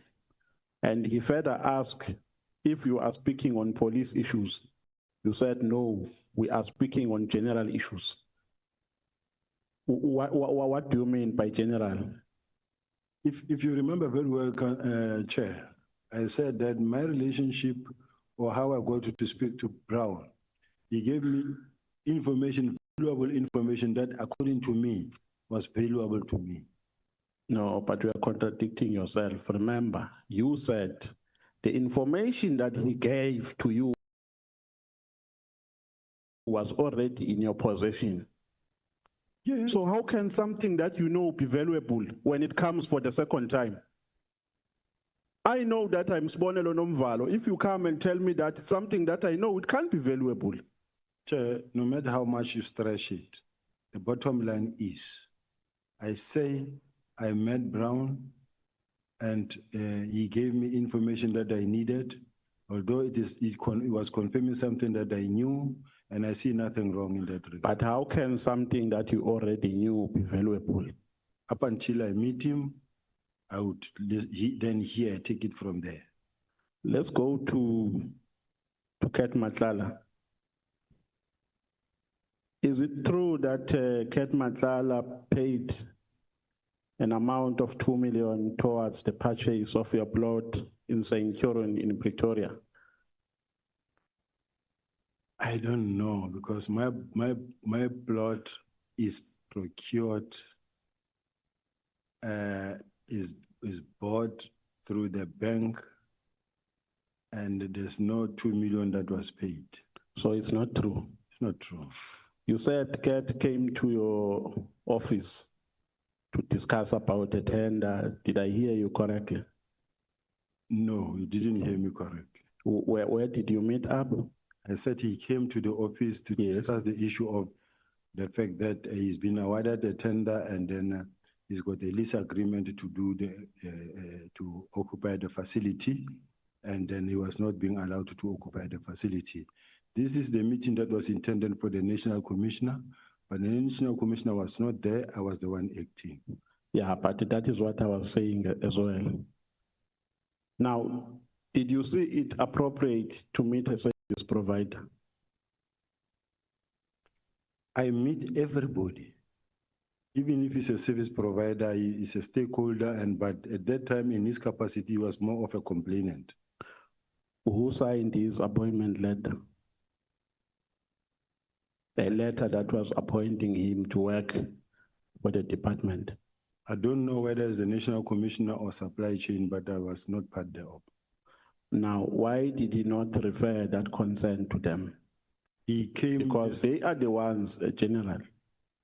I see a general who's all over the place here, meeting business people. They are the ones who appointed him to work for the department, not you. They are the ones who signed the appointment letter. How does it get to you to speak about a tender? I don't think it's correct to say to speak about the tender. Let me just do like this. Honorable Nomvalo, let's go easy on the general. When I say easy, I don't mean you must not be robust. You can be robust in any way, but I plead that we give the general a breathing space. No problem, Chair. Thank you. Point taken. You can respond, General. Repeat the question, please. I was asking, how does a service provider, how do they get access to you in the first place? To come and discuss about technicalities that they are faced with after they have been appointed. I think that Does it feel in your competence to attend to such issues? it doesn't fit within my competency as the head of crime detection, but when you are the national commissioner's post, you deal with everything in the police, and I was acting as the national commissioner.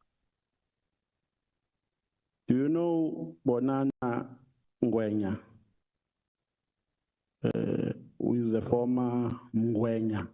Hey, we have one. You nearly collapsed, dude.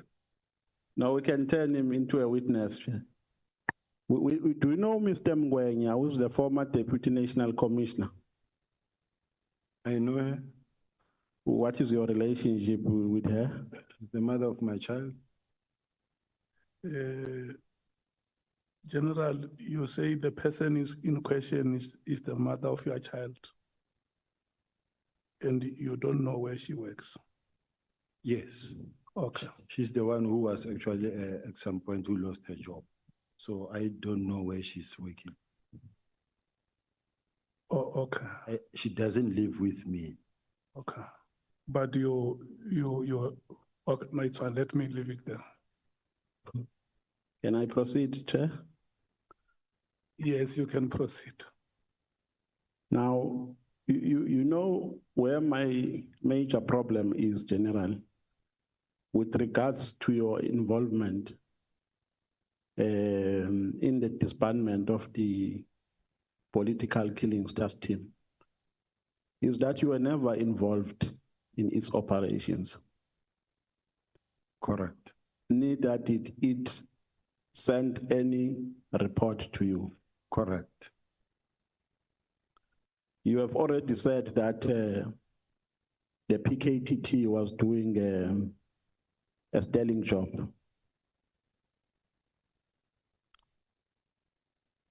During its operation before the disbandment.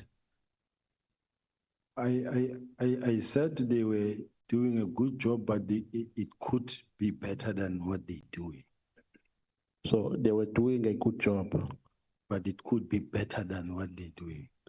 You further said that the reason why they were disbanded is because the budget was not enough. You even cited remarks that were made by the treasurer, by the CFO, I mean, correct? No, I don't remember saying they were disbanded because the budget was not. No, I'm saying part of the reasons why they were disbanded.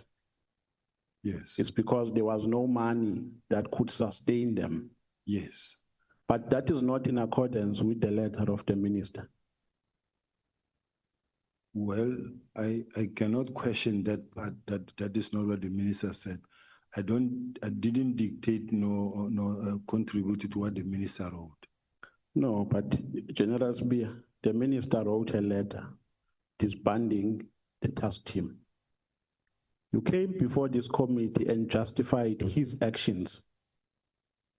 You even quoted what was said by the CFO. You were not just talking for the sake of talking.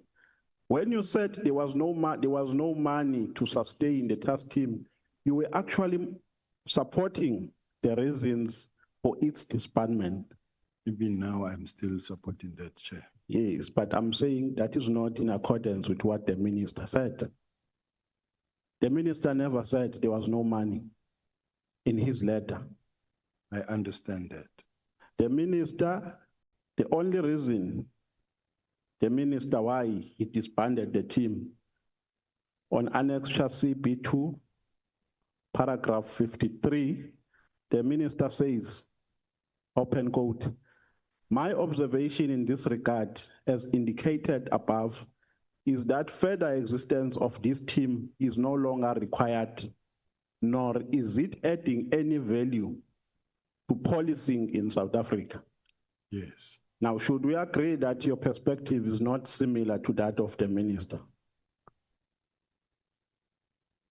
I wouldn't say it's not similar. They go hand in hand. No, remember, General Sbia, I asked you if the task team was doing a sterling job. You said yes. The view of the minister, when something is of no value, it means that thing is useless. The view of the minister at this stage is that the task team is useless. You further said, no, I'll give you a chance to respond. You further said the CFO indicated financial concerns. So there was no money to sustain the team.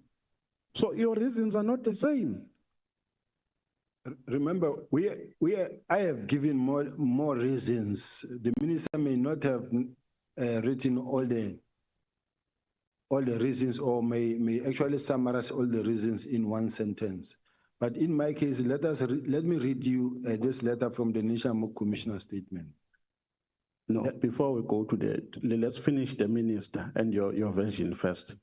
I will allow you to read the commissioner statement.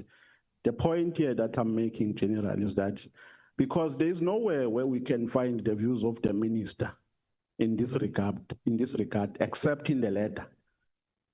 And we can't quote things we do not know, because the minister will come here and say, but I never said that. What I said is here in the letter. Your reasons are not similar to that of the minister. Why is it so difficult to accept that? Remember, we don't have different reasons to disband. The minister gave a directive which has been complied upon by all. What I motivated myself comes from me, not from exactly the my point. Yes, and Yes. the two are not in competition. No, they are not, absolutely. Yes. But they are not different. Your motivation and his reason. Yes. Exactly. Why is it difficult to accept that? Now, your participation in the disbandment starts after the 31st of December, when the National Commissioner was on leave. You keep on citing the name, the National Commissioner, not the name, to say he is the one who gave instructions to do the implementation plan and so on and so forth. But the minister the commissioner that we're talking about here, who refuses that, he accepted this decision, General Masemula. There is absolutely nothing that points to a direction of his acceptance of this decision. To the contrary, the National Commissioner saying in his statement, and a sworn statement at the Nhlanhla Commission, he says, since the letter required a report to be prepared by the 20th of January 2025, and given that I would be on leave until the 14th of January 2025, I instructed Brigadier says in a letter, and the letter that he talks about is a letter that disbands the structure. He says in that letter, and I agree, I've read the letter, and what he's talking about is the last paragraph of that letter, after the decision to disband has been communicated on the above paragraph. Now he says in that letter, the minister says, prepare a closeout report. But I also appeal minister. In that letter, the minister disbands. In the same letter, he says, prepare a closeout report. So that is after the disbandment. Prepare a closeout report after the disbandment. Now the question is, prior to disbandment, was a project manager consulted in order for the minister to arrive to a determination that there was a need to disband the task team? That is a response that can be provided by the minister and the National Commissioner. At least that response is better than the first one, Chair. Was General Nhlanhla Mkhwanazi disbanded? I mean, informed I don't know. the provincial commissioner? I don't know. Should we not be worried here, General, that you become so active in executing a wrong decision? Because you came after the decision was taken, and the manner in which the decision was taken was wrong because due processes were not followed. Should we not be worried? I don't think so. The same way the National Commissioner mentioned in his statement here that had he not carried out the instruction was going to be discipline for insubordination. Now, in this case, if it is the office of the National Commissioner that invites me into the process, there's no way I could not participate after being ordered by the office of the National Commissioner to participate. I didn't jump in on my own. I was invited in and directed by the office of the National Commissioner. May you please be specific that at that time when that instruction was given, the National Commissioner was on leave. So in office, there was an acting National Commissioner. Chair, I don't know if I'm allowed to respond like this. That doesn't change anything. If the National Commissioner is on leave, as the National Commissioner of the South African Police Service, he remains responsible and accountable. And if there's an acting National Commissioner, he's got the powers to carry out the mandate of the National Commissioner.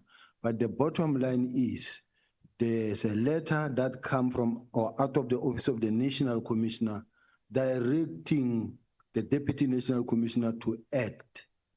Now, that on its own, it's a complete instruction. So according to your logic, General, it's permissible for a person to give instructions while he's on leave, while there's someone acting. It happens in their office. It happens. Then why people are acting if a person can do the work while they're at home? It happens. If you are the National Commissioner and you think of something that you want happen, you will give an instruction and it will be complied with. You will say, no, but you are on leave, you can't tell us anything. So are you not worried, General, that there is nothing written or signed rather by the National Commissioner? Because the gist of the bone of contention here centers around a question of acceptance and a question of whether the minister consulted before he took the decision. And the position of the National Commissioner is that he did not accept the decision. That is why I'm saying, when you say the National Commissioner, be specific that at that time the National Commissioner was not in office. So if you received a letter, you did not receive it from Masemula, the current National Commissioner. You received it from a person who was acting at that time. Now, are you not worried that even after the minister came back to work, you gave him a plan and he did not sign it? Can I return back to the page that I just read, Chair, where the National Commissioner says, I instructed Brigadier Letoko of my office to forward the letter from the minister to all Deputy National Commissioners. This comes now from the National Commissioner. So the fact that he's on leave force away. Which letter is that? May you please refer me to a letter? Which annex? Now it's Nhlanhla Commission statement on Masemola, page 34. I don't have a Nhlanhla document. Maybe the evidence leader can assist. But the National Commissioner does accede. He says, I instructed Brigadier Letoko of my office to forward the letters from the minister to all Deputy National Commissioners, including Lieutenant General Severe Crime Detection, to instruct them to prepare the necessary reports. My intention was to discuss the matter with the minister to understand his reasons and attempt to dissuade him. However, the letter contained an instruction to prepare a report that were due by 20th January. If I had refused to carry out instructions, I would have been accused of insubordination. So in other words, the National Commissioner agreed because he says if he had refused, he was going to be accused of insubordination. Yeah, unfortunately, I'm not in possession of that letter. I have an interest of putting my version or my perspective of how I understand it. Unfortunately, I did not make any preparation for such because it is not part of our bundles, Chairperson. Now, do you agree with General Nhlanhla Mkhwanazi when he says the disbandment was a missed target? No. Can I give you context? Yes. He says, in his understanding, the dockets were taken from KZN for the purposes of influencing them for matters of Gauteng. When they arrived in Gauteng, the people who wanted to influence them realized that these are dockets that are only related to matters of KZN, to political killings. So he says the intention to return them back to KZN was as a consequence of the fact that people who took them lost interest out of making a realization that they are not related to Gauteng matters. Do you agree with that? No, I don't agree. And I must add that the people of South Africa must begin to realize that this is someone playing with people's mind. He's playing the people of South Africa. This has got nothing to do with the people of Gauteng or KZN. Political killing testing from the onset, it is clear it is KZN related. Now, when the matter has been disbanded, it was disbanded and the process started long before than the 6th of March or when they came to Gauteng. Now, as much as he is trying very hard to bring this political killing testing and throw it into the spanner and saying that we have been disbanded because of this is far-fetched. It's not true, and there's nothing like it is a missed target. He's just trying to bring this thing to look for a motive that he can connect to the criminal underworld. But when you look at all of these case dockets, none of them involve Big Five, Katiso Molefe, Ket Matala, Brown Mohozi, or whoever at all. So all I'm saying, Chair, with respect, is that it is not a missed target, and it shouldn't be accepted that everything that General Mkhwanazi says is true. And these are the statements that are to be put before us as if we must accept that it is true, it is not true. From the National Commissioner's instruction that says, communicate, carry on. Is there any part? In Parliament, they say, no, we agree and we are doing it. And the next thing, they come up with an action plan themselves that disband, and they disband. They say, we will bring the docket on the 17th of March, even though they are handing over on the 28th of March. Communication took precedence. So henceforth, whatever that was happening is a precedent. Minister Mkhwanazi, Which document, General? This one is the minutes of the meeting on the 27th of 4th, meeting with the minister and the executive Annexure?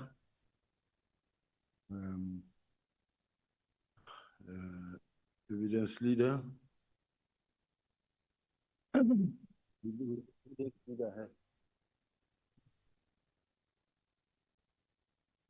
I'm told.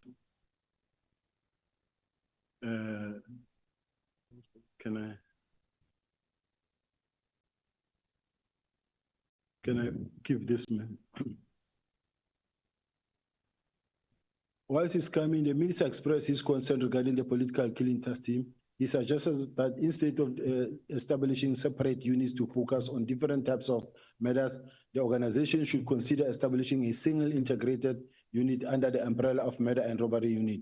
This unit will operate nationally, ensuring a more streamlined and coordinated approach to address such crimes across the country. And General Masemola responds by saying he clarified to the minister that the political killing task team is not a formal unit, but rather a task team. He explained that the primary objective of this task team was to evolve into a dedicated murder and robbery unit. As such, it does not appear on the organizational structure, given that it is temporary structure designated for a specific purpose and not a permanent operational unit. Now, we then followed by a work study officer that was approved by the National Commissioner, establishing the specialized unit such as the murder and robbery unit. Now, establishing the murder and robbery unit. So now, the murder and robbery units were established to also take care of cases like political killing task team, which was signed now on the 5th of June. And the National Commissioner's comment says, the National Commissioner says it must be expedited by the Deputy National Commissioner Crime Detection. So all I'm saying is that there's no resistance whatsoever in implementing the specialized unit that must investigate the political killing task team. Yeah, no, General, I've just read the letter and there's nothing that says General Sibia take dockets or give an instruction for dockets to be removed from point A to point B. That is what I was looking for. All right. I want a document, the action plan of the meeting of the 6th of March with the minister, because it says themselves there that the dockets will be meeting between who and who? The minister, National Commissioner, General Musigidi, myself, and the Chief of Staff. Page.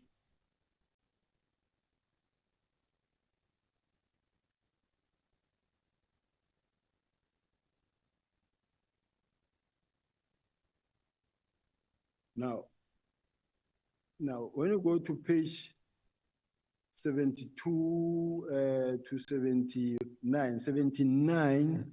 2 to 79. 72. Page 79. 79. The National Commissioner here says, based on this plan, they then handed dockets to Situmule. Looking at this action plan that, according to the National Commissioner, she and General Musigidi agreed and supported the plan, and I was opposed to the plan together with the minister and the Chief of Staff. But this plan was produced and approved by the National Commissioner. It says, approval of disbandment plan by the Minister of Police is 2025-0306. Stakeholder engagement, and on the 6th of March, the minister actually partly approved the plan, but was just more concerned about the fact that you have now dockets, court-going dockets that are going to take too long. Now, it says stakeholder engagement with NPA, including prioritization of the 114 cases, is the National Commissioner on the 17th of March. Approval of the new call-up instruction and financial authority on 2025-2026, which is the National Commissioner on the 17th of March. Retaining the case the dockets under investigation to case. Even though I'm not satisfied with the response that we have given so far, but I think we can move on to another question. But before we move on, even if we don't read the entire letter, just go to a paragraph that says, if there is, that gives you an instruction to take dockets from KZN to Pretoria. I just need that only. Yeah. I don't need a context for you to conceptualize and give interpretations of what you understood out of what was written by the commissioner. If there is, unless you are saying we won't find that paragraph, that I can accept. Is there any paragraph that says General Sibia give an order or give an instruction for dockets to be taken from KZN to Pretoria? There's no such letter. There's no such letter. Even from my side, there's no such letter. No, I think I'm satisfied. We can move, no, I'm satisfied. We can move to other questions. Now, the PKK, the PKTT chair, are you talking? Okay. Now, the PKTT in question, was this the only PKTT that we had across the country? Was there no any other PKTT that was in existence? Yes, it was the only PKTT. So, okay, or task team rather, let me not say, because K stands for killings, and a task team can have various responsibilities. Is that correct? Responsibilities, is that correct? There were many other task teams. There were many other task teams. And how many, during this period, how many were disbanded? There's a letter that we read, the one that disbanded all the task teams because we are reintroducing the specialized unit. And the document specifically talks about, and we read it yesterday, that says, let's go to page 11 of 184. Page 11. Of your statement or of the bundles? Of the bundle. Of the attachments, right? Of the annex charge. Page 11. Page 11.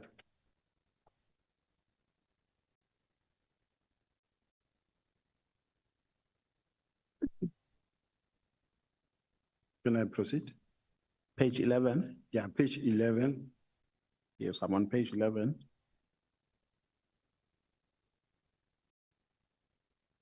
$177. No, it's not here, General. No, General. Which document are we talking about? My bundle, I don't know what you call it, Chair, but it is page 177 that talks about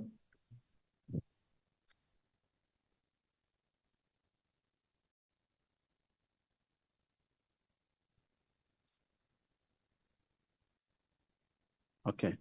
Yeah, you can proceed, General. you see from paragraph 6.4.5.1. Yes. Chair, all these are task teams and they are like 1, 2, 3, 4, 5, 6, 7, 8, 9, 10, 11, 12, 13, 14. This is 14 so far that I see, but the sentence that I want to say, task teams that are not monitored ran rampant for years without determining or accounting for the gap left where the members were taken from, mostly station level. Task team found operating in provinces are as follows. Then you find your foreign vehicle task team, multiple tour task team. So now the important sentence is this.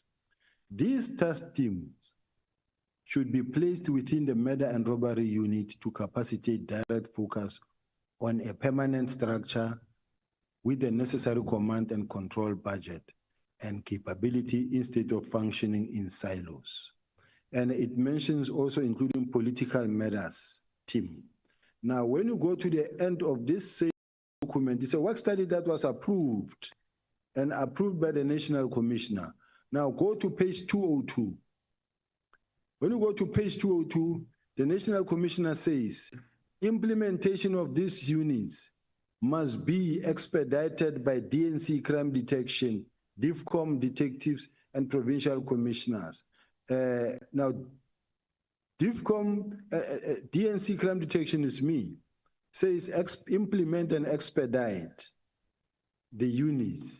And this unit, like such as murder and robbery unit, is meant to investigate political killing task team as well, including your taxi-related killings, including your serial murders, police killings, etc. Okay. The question was, were there any task teams that were disbanded simultaneously with the KZN1? That was my question. Remember, the KZN1 was disbanded on the 31st by the minister, right? So were there any other task teams that were disbanded during that period of the KZN disbandment? It was an inspectorate, it was not the task team, but at the same time, in the same meeting, the minister disbanded the inspectorate and the PKTT. So there were other task teams that were not disbanded? Yes. Okay. Can I? No, you can respond if you want to say. Remember that we've got many task teams that are running depending where the fire is. If now there is, we have deployed in Mkhwanazi.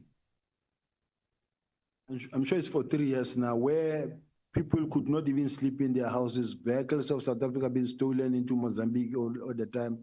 Weapons coming into the country, people being terrorized. Mkhwanazi today is very quiet. We deployed there and then we keep on retaining the members. We've deployed in Richards Bay and I think the task team has been disbanded, I think. We've deployed in Eastern Cape. There's Operation Bamba and different other task teams that have been established but disbanded because it's only for a short little while to extinguish the fire and then move to another place where there is a crisis. Then we go in there, stabilize the place and move out. Now, General, the decision to disband was taken by the minister. There's no question about that. Do you agree with me? I do. And in the disbandment, the National Commissioner had no role in the disbandment. Remember, he came after the disbandment. No. I read this document that I just gave to yourself, Honorable Member, where the National Commissioner said, this is just a task team. It was not meant to be a permanent structure. It is not in the unit, it's not a unit that is in the structure of the police. It can be done. So he participated. He participated after the letter was issued. Even after the letter was issued, he continued to participate. When you say even, you mean before he participated? Before and after. Before. Before he gave his opinion there. And then during when it was after receiving of the letter, he directed that it be actioned. And then even after that, he participated in all the meetings and he was positive. Okay, so this paper is part of which document? These are my notes from the minutes of the meeting, and then we try to get the minutes of the meeting to summon the minutes of the meeting, but we were not given the minutes. But from my own work diary, this is what we have. So there's nothing to prove at this stage that the minister participated prior, except your notes that you have written. I'm saying there is everything to prove if the committee can summon the minutes of the meeting, because there's also recordings where the National Commissioner's voice will be heard. I'm wrapping up, Chair. Am I running out of time? Let me wrap up, Chairperson. I will ask questions which require short answers. When the robot is read, you don't ask, may I stop? I didn't see the report, Chair. My apologies. May I wrap up, Chair? Yeah. General, what is the SAPS procedure to deport an undocumented person from South Africa, in a nutshell? Well, the people are taken to Nhlanhla and the Home Office processes follows, where they begin to interact and with the other country. There's a process where the forms are being completed from the police stations that deports the person. Were you the member of the DPCI members who were led by Lieutenant Colonel Maluleke, who were implicated in the rendition case? I was not a member of, I was the deputy provincial head. I was the head of the Hawks in Gauteng, and I was not part of that operation of head office. So I was not part of it altogether You were not part. at all. You don't even know how it happened, how they were deported. I never gave anyone instruction. I never participated. It is just one of those incidents that look like this one. So you don't even know if those undocumented people are in jail or they are out. You have absolutely no. Absolutely no. And they were all, and for your information, Chair, they were all arrested by crime intelligence. And crime intelligence even gave them the letter of commendation for the job well done at intelligence head office. I was in Gauteng. I had nothing to do whatsoever. I never even phoned one person. I never signed any document. I was never at the scene, not even once. My name was just used. I appreciate your extra time, Chair. No further questions. Thank you very much. No, I want you to ask the question that you asked on Friday, the 10th of October. And you asked that question to General Masemola. So General Sibia is here in person. You must ask him that question, which you asked. You asked General Masemola whether General Sibia is a corrupt. I will corrupt cop. So he is here. You must not. You must have the courage. Thank you for reminding me. That question was part of my questions. General Sibia, are you a corrupt cop? I'm not. You are not. Yes. So all these allegations against you are false and frivolous. False, contrived, and frivolous. Thank you very much. Thank you so much. I think you have done justice. It will not be fair to ask a question like that in his absence, and when he's here, you don't ask him. Honorable Braden Bach, Honorable Nomvalo, in case you feel you may want to be released, you are allowed. Honorable Braden Bach. Thank you, Chair. Good afternoon, General Sibia. Good afternoon, Honorable Member. So, General, I'm a little confused. I can't, it's too long and too big and too ugly, too everything. I'm a little confused. So, there's all this fuss about this press conference of General Mkhwanazi. We have a Nhlanhla commission, we have this ad hoc committee, and everybody wants to get to the truth. If what he says is true, it's a big problem, but it's not information that hasn't been around for years. Unless you've been living under a rock in this country, you had to know most of this, maybe not in this kind of detail, but everybody knew about all of these things. So do you know why now? Do you know if his press conference, General Mkhwanazi's press conference was, whether what he says is true or not, constitutes a genuine desire to expose corruption and criminality within the police, or is this the manifestation of a battle for power in the police? Is this a battle for the top job when Masemola retires? Personally, quite honestly speaking, Honorable Chair, this has got nothing to do with the 121 dockets and the disbandment of the political killing task team. This, according to me, it's about the succession battle within the police. And why I'm saying this is about the succession battle within the police. I know that in this case, in my case, this whole thing is actually meant to block me from, they know, I had an interview where I was interviewed by one of the radio stations or TV stations and saying, General Sibia, now that the General Lebeya will be going, are you interested? Are you available? And I said, well, given that opportunity, I will go. And then from there, the media were running saying that General Sibia has thrown his head in the gauntlet as well, he's ready.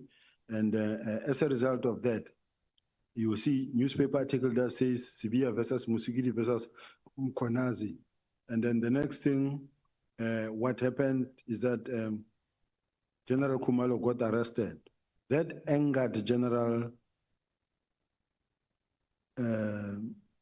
Mkhwanazi to an extent that he sent a message to one of his friends, colleague, that says, can I proceed there? No. He sent a message of a song of Tupac that says, I'll kill them at night when they're sleeping. Now, he was so furious. And then even General Masemola, to an extent that I began to hear that they feel that I have something to do with that arrest. I ended up calling the National Commission and saying, NASCOM, I don't know about this arrest. Nobody knew. I didn't even expect it because this thing is something that happened within CI. The National Commissioner then said to me, no, you wouldn't have known about this arrest because it's something that happened within CI. Then later, I also got questions from the media guys that says, hey, we understand you're going to be arrested. You will get members who says, don't go to work on Monday. They say you're going to be arrested. Then I go to the National Commissioner, ask him, National Commissioner says, no, don't put me in there. You are not about to be arrested.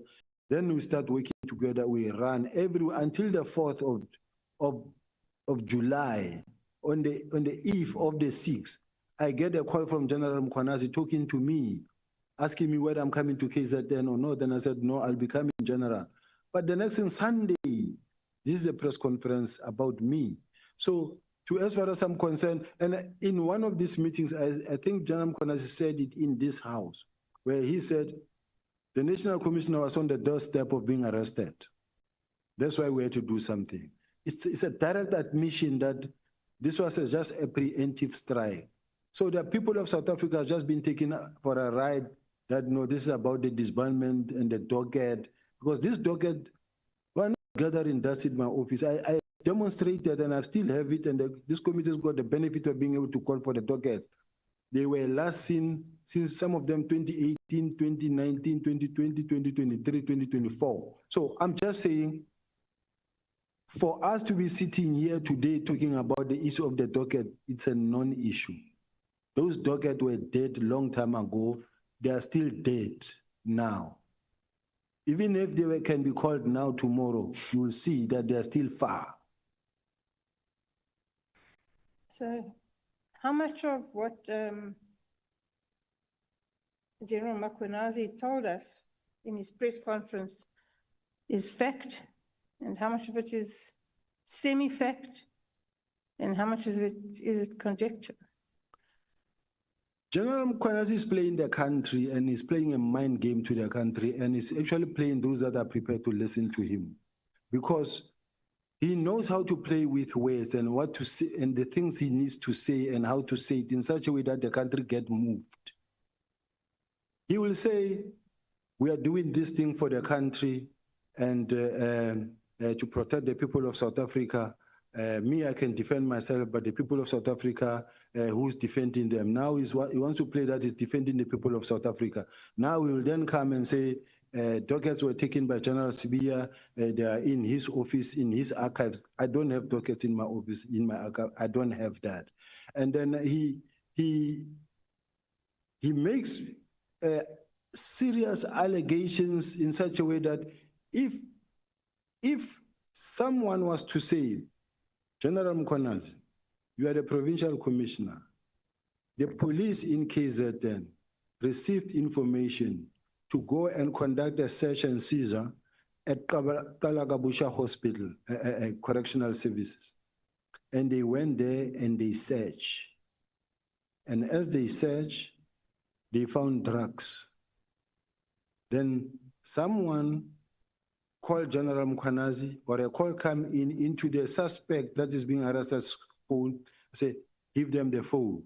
And then the suspect give the phone to General Mkhwanazi. General Mkhwanazi says, you stop right there, you stop what you're doing, that docket must be taken there. That's interference. And that's defeating. If it was done by someone else, that person would have been suspended. Just let's compare the fact that he says, when they went to arrest Katiso Molefe, a team was sent from head office to there. He did the same. But his is there's no crime there because as far as I'm concerned, what he does, there's no wrong.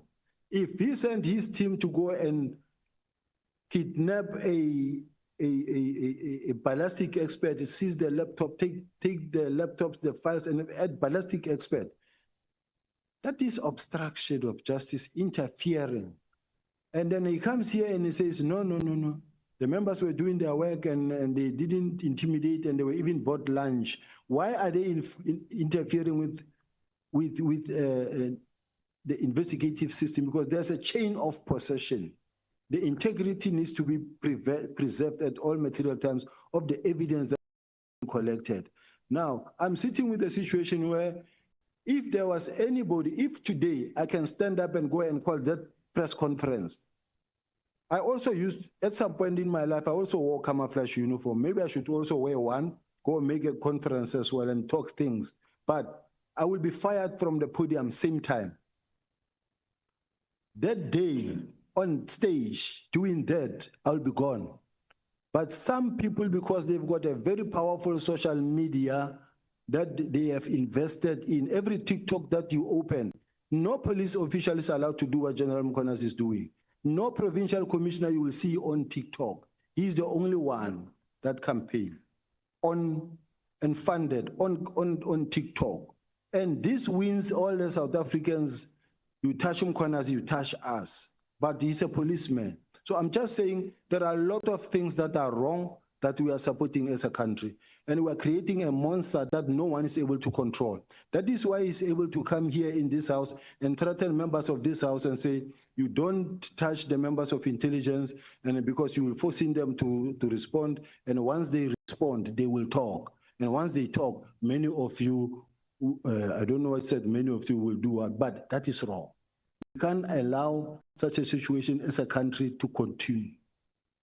So all I'm saying is that if the purpose for which he wants crime intelligence to continue and the political testing to continue, and then the next thing, nobody can touch them because they use this political killing testing to conduct their investigations. They also controlling intelligence. They've got intelligence on everyone. Whoever wants to come closer to them, then that person gets threatened, say that we will talk. Can't be allowed. General, the political killings task team, by all accounts, was initially quite successful. In the recent past, less successful. So what is all the fuss about? I really don't know, Honorable Member, because we are saying we're building a capable state. Building a capable state, we're saying let the whole country be equipped, be well-resourced with technology, in such a way that they are capable and able, to an extent that they are all able to carry their own respective environments. Now, we cannot really be fighting so hard to keep and maintain a very expensive political killing task team that is meant to actually take care of a very small number or pool of excellence within KZN only. The whole country is not really taken care of, and the whole country is suffering. Once you have one provincial commissioner fighting so hard for the political task team to continue for years, spending millions and millions and millions on a yearly basis, that shouldn't be allowed. Tell me, General, when you were reinstated into the South African Police, did you know anything about Nhlanhla, Mkhwanazi, these people? Not at all. I found them here, these people in the police, especially Nhlanhla. I found them working with the police very close to the generals and other police officials. I mean, it is unfortunate. He's a well-known person in my case, I didn't know him. I didn't know him only at the time when his name began to pop up. And by the time his name began to pop up, the moment you start to step back, you can see that already this man is known by all. But part of your portfolio was to also being in charge of crime intelligence, right? That's correct, Honorable Member. Surely they would have been able to fully inform you about these gentlemen. Did you not make inquiries? And if not, why not? This is one aspect that I think Karami intelligence need to know. Their job is not only to gather, collect, collate, analyze, and support. Or at support. They need to support the management, the leadership of the police. If, for an example, Chair, it so happens that you come across an individual who contacts you regularly, and this individual is on site. They know that they are monitoring this person. They must be able to go to the National Commissioner or to the Minister or to whoever and say, hey, Chief, we can see that this person is contacting you or you are in constant communication with this person, but do know that this person we are looking at, we are working on him. Warn me so that I can run. Now, if I don't know and I keep on interacting with this person, not knowing what this person is doing when he gets home at night, then I won't know. And tomorrow you get associated with someone that you wouldn't have under normal circumstances. So are you saying, General, that nobody warned you and you didn't ask? Nobody warned me. Even the National Commissioner and the subs, they did. I remember when we saw a letter that came from IDEC that says we want to know why and how was this man awarded the tender when he's under investigation by subs. But at the time the man was awarded a tender up to the highest level, everybody saw it. It never happened under the mattress. They saw it and it ran with everybody knowing. During the events at the college, he also had, among the many gazebos that were there, they also had their own gazebo there. And where they will do like their blood pressure, your sugar test and this and that. He was one of the service providers as normal as possible.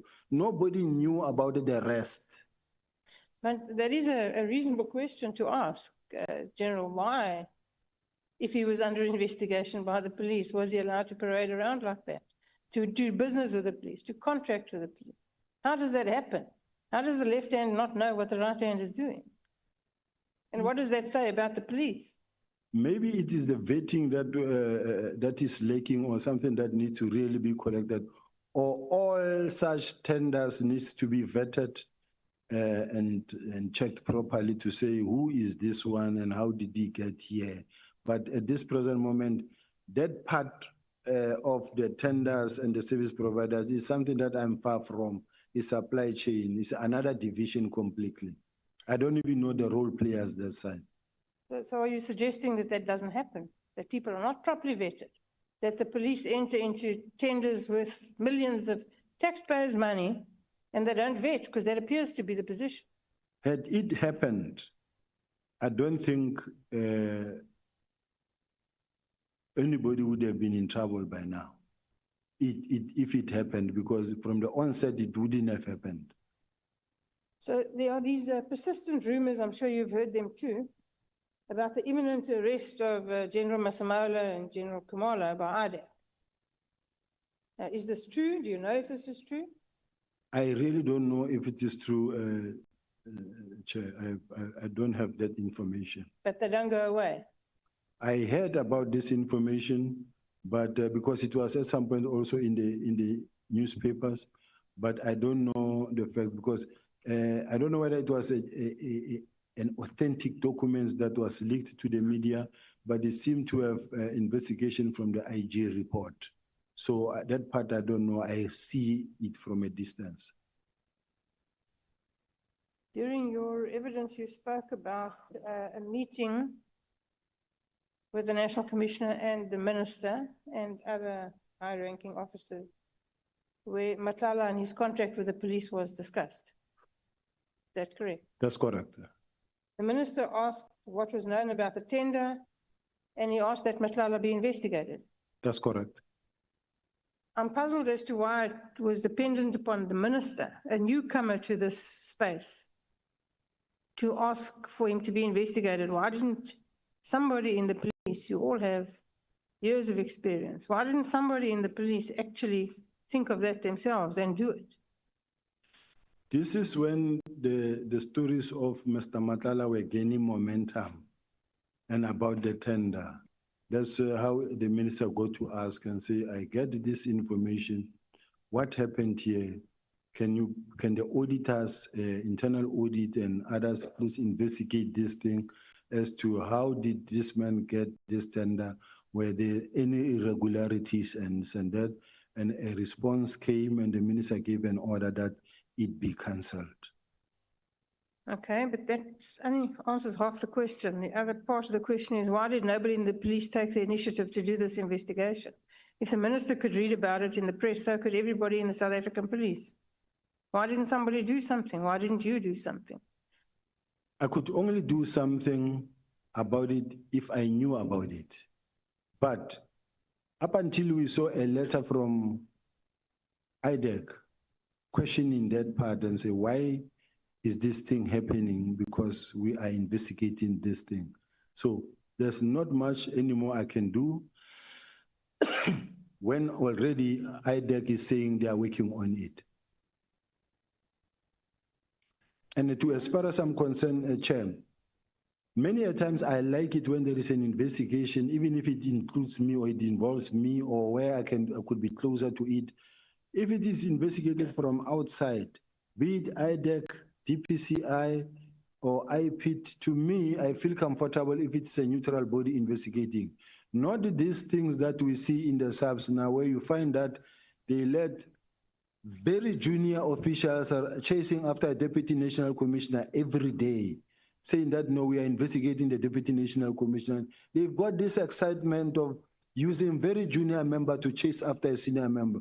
I don't know if we were to turn the tide and do the same to some senior top official members, and you set some constables and sergeants to run after him and investigate him and embarrass him. This is not right. So General, is there political interference in the police? Are there attempts to influence the direction of investigations, particularly with regards to corruption and politically connected people? Does that happen? The first part of the question I didn't hear. Is there political interference in the police? Are there attempts to influence the direction of investigations, particularly with regard to corruption and politically connected individuals? So far, I've never been interfered with from any minister or deputy minister. I don't know of any political interference.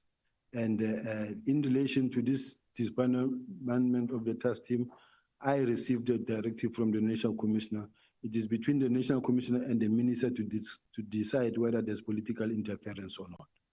I'm not talking about the political killings task team in general. I'm talking about in general. In general, are you aware of political interference in the South African police? I don't know of any.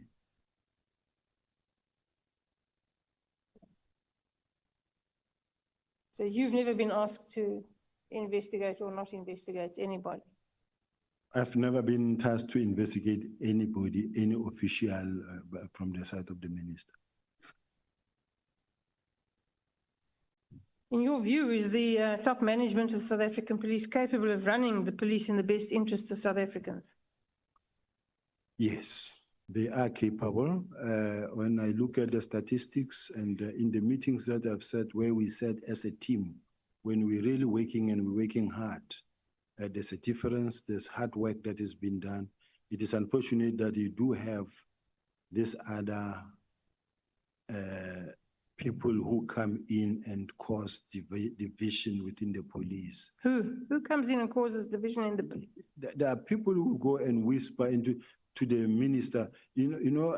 Chair, what I want to say is that just after I came back, someone intelligence, they went to Minister Kele. They said, Minister, do you know that you agreed that General Sibiya must come back? And you just promoted him, but you know that he's investigating you.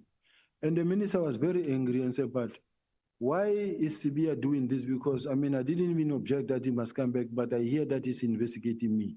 At that time, I don't even have a team. I know nothing. And the minister he was not angry, but when I saw the minister, I could see that he's looking at me in a dim view.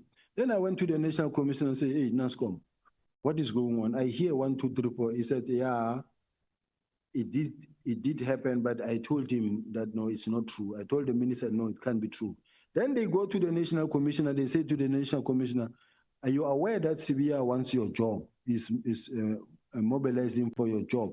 Then the National Commissioner woke up at night and he went to see the mother of my child, who's my colleague then, went to visit her and say, hey, do you know that Sibia wants my job? And then I had to write a long message to the National Commissioner to assure him that, National Commissioner, I've never been in uniform all my life. I've never been a station commander, a cluster commander or a provincial commissioner. I'm not interested to become a national commissioner. Please, I'm interested in the DPCI, but not here. And then he said, no, thank you very much. Please keep it the way you are. And the next thing, it never stopped. It went on and on and on and on, with the national commissioner thinking that I want him out. So don't you want to be the national commissioner? I don't think that is where I want to be, but if I'm approached, I would go for the opportunity. My role is that they've worked hard to try and speak to, when you look at artificial intelligence and all the negative stories are said about me, whether it's Senzo Meiwa, what they do is they just throw my name and then it will replicate into 1,000 that talks about negative things about you. Everything that you say, it just turned into artificial intelligence. Just to speak bad about my name in such a way that even tomorrow when I have to occupy a position, a consideration is to be made, they will say, this one is too controversial, or this one has a lot of issues. This is the intention. General, I understand that, this process is painful and it's not the first time you're going through it. But this isn't only about you. You understand that? This is about South Africa. And my question to you was, do you think the top management of the South African police are capable of running the police service in a fashion that is in the best interests of South African citizens? And you said yes, but just the state of the country, the level of crime, South African police service is not managing to do a good job. I understand that there are thousands of policemen who go to work every day, and thank God for them, who do a great job. But we're not managing. And something will have to change. You have to do something differently. And what is that going to be?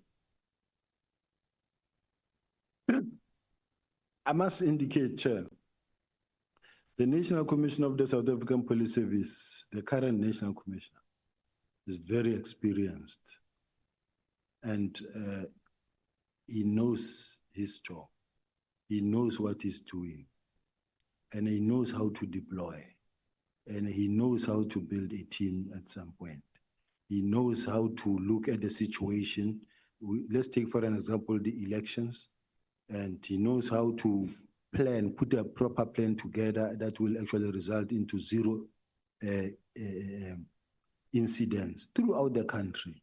And when you look at the statistics, they are green, green, green, green. So I can't sit here and say, no, they are not capable. They are capable. There are challenges, yes, but they are capable. Okay, General, my last question. When you took over crime intelligence, what did you do to clean it up? Because Lord knows it was a mess. Can you tell us today that it's better? It was a mess, but when I came in, it was run by General Khumalo. I have received a number of complaints that affect him. And I've also received a number of complaints from the generals that report to him. But unfortunately, it is a space that I was entirely not in control of, because General Khumalo's got a special relationship with the National Commissioner. That is why even when he gets arrested, the National Commissioner will make sure that he does not get suspended, number one. Number two, within 2 weeks, he clears him. Then there's nothing. It doesn't happen just you find that there is crime committed, a person has been charged, investigated by IDEC, charged, and then still running the case. But within 2 weeks, 3 weeks, you have cleared the person. You even submit an affidavit that this person be allowed to go back to work. As an accounting officer, you don't do those things. So I'm just saying, crime intelligence, it has got challenges. And hence you can see already investigations that are already running. And I don't know how many more are still there from the IDEC side, but there are challenges within crime intelligence. You'll take it from here. Look at how many generals are out that are not there. And all of them are in courts against the head. All of them are in court against the head. You go to Western Cape, you go to head office, you go to other provinces. It's here and there where you find that a general is not in court, but there's a big fight. Where there's a brigadier, even internally, there's just, I heard the National Commission saying I'm fighting with everybody. No, it's not the case. I am a Deputy National Commissioner of Crime Intelligence. When I get undermined by someone who is not in this space, it is my job to stand up and say, but no, you can't do this. It's not really fighting with anybody. Thank you. Thank you, Chair. Thank you so much, Honorable Breitenbach. Honorable Klopper. Thank you, Chairperson, and good day, General Sabia. Just wait a moment. Honorable Skosana wants to ask a question. No, thank you, Chair. It's not a question, it's just, I'll say, Parliament, in Parliament, we normally say we should not display anything. There's an outcry against one of our members, who happens to be my chairperson, that he's advertising on his, next to, I think, on his tie, on television, it's very clear.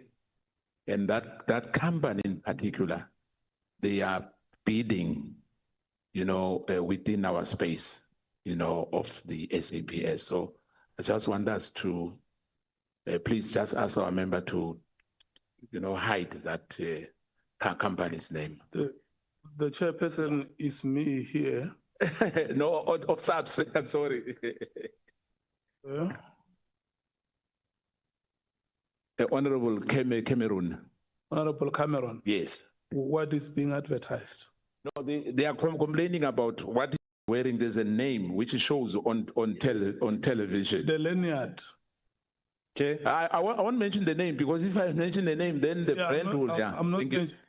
The lanyard that he's wearing, is it branded? Is that what you are saying? Yeah, this is the Glock one. Sometimes I wear a CZ one, other days Canik. I can do Taurus as well, Chair. There's a whole variety. I like shooting and spending time on a range with sport shooting especially. So if they've got a formal complaint, please do, because that means that some of the members I saw the other day was wearing Gucci or Prada shoes. They should also not mention or wear those, Chair. Chair, I'm sorry, that's ridiculous. This it breaks. I have been trying to avoid them, and I thought honorable members have listened when you remember when we spoke about the vehicle. I kept on using the word vehicle without trying to go to the details. And whatever brands that we may know, let us not use the platform of Parliament to advertise those brands, including Skosana, Honorable Skosana, including that one that is before you. Is it an empty can or an empty bottle?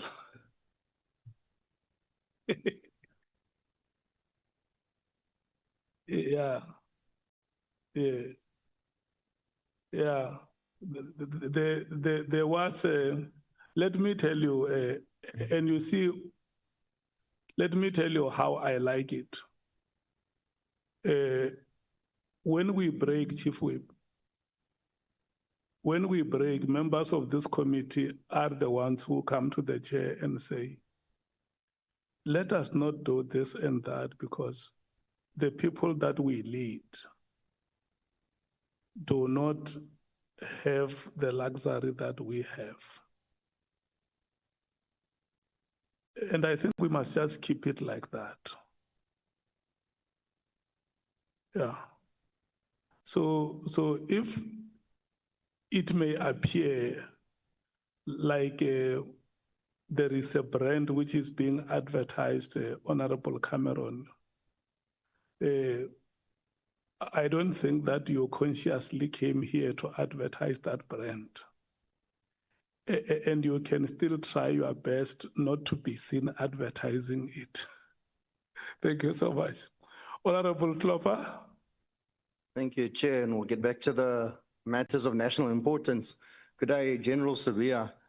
Lieutenant General, I would like to revisit a point that you made during the evidence leaders questioning about the alleged messages that could be on your phone, which was allegedly connected to the so-called spyware communication. When you were asked what would happen if you landed and your phone was seized, you said you would confidently be able to deny that messages existed, and even if they showed you, you would be able to confidently deny them. Is that accurate? Yes, Chair. Then you added something very important, General Sabia. You said it's crime intelligence. Anything is possible. What exactly did you mean by that? What I mean is that, Chair, having listened to the bail application in Mr. Nhlanhla's bail application, where a mention was made that the phone was seized and the next thing there was some tampering and messages inserted or deleted. So I'm not sure of the situation, whether it's true or not. But what I can just simply say and repeat in this House, Chair, is that I don't know who Comrade or Keda Matebula is. And then it's not my language. I don't have Kedas. So there are just some of the statements that you outrightly deny, reject from the start because it's not you. Whether they are there or not, this one I'll blatantly just reject. It's not like there's anything dangerous on that message. It's just a message that was sent. But looking at the way it is, it's just a kind of a message that you just outright reject. General, you said you made no hints at possible insertions and deletions of messages. Are you suggesting that crime intelligence could plant or manipulate data on your device? That's doable.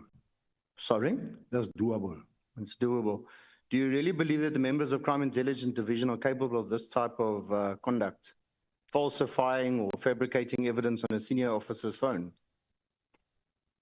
With what I've seen when they seized the laptop of the ballistic expert and I was told that it was tampered with, to me is evident enough. So, General, are you saying that you believe that this could be done to any civilians' devices and gadgets as well? Possible. General, if this is your belief and they are in fact capable of this, have you reported these concerns formally to the Inspector General of Intelligence or to the National Commissioner? Have you raised these concerns with him about this? What I did in my case, on more than 4, 5, 6 occasions, my phone, I could not access my phone because there was a SIM swap done on my phone. And then I would write an SMS since 2022. I would write an SMS to MTN, Vodacom, and tell them that I don't have access to my phone. Someone has done a SIM swap on my phone. And I will fight for, they will, in fact, even reverse it. And it will take 24 hours, but it happened a couple of times. And I have attached the documentation. Also, I do have it with me, where I reported even to the National Commission and to the national head and say, someone has actually took my number to date. And then you find that I will only get it somewhere on Monday. Now, when someone has done a SIM swap on your number, that number is his. Whatever they do with that number, You'll only get to know much at the later stage that there is this message that went from here or to there. But it was a genuine thing that can be investigated. I reported even to the DPCI, I reported to MTN head office, they know. They even suggested that, or recommended that, why don't you contract this?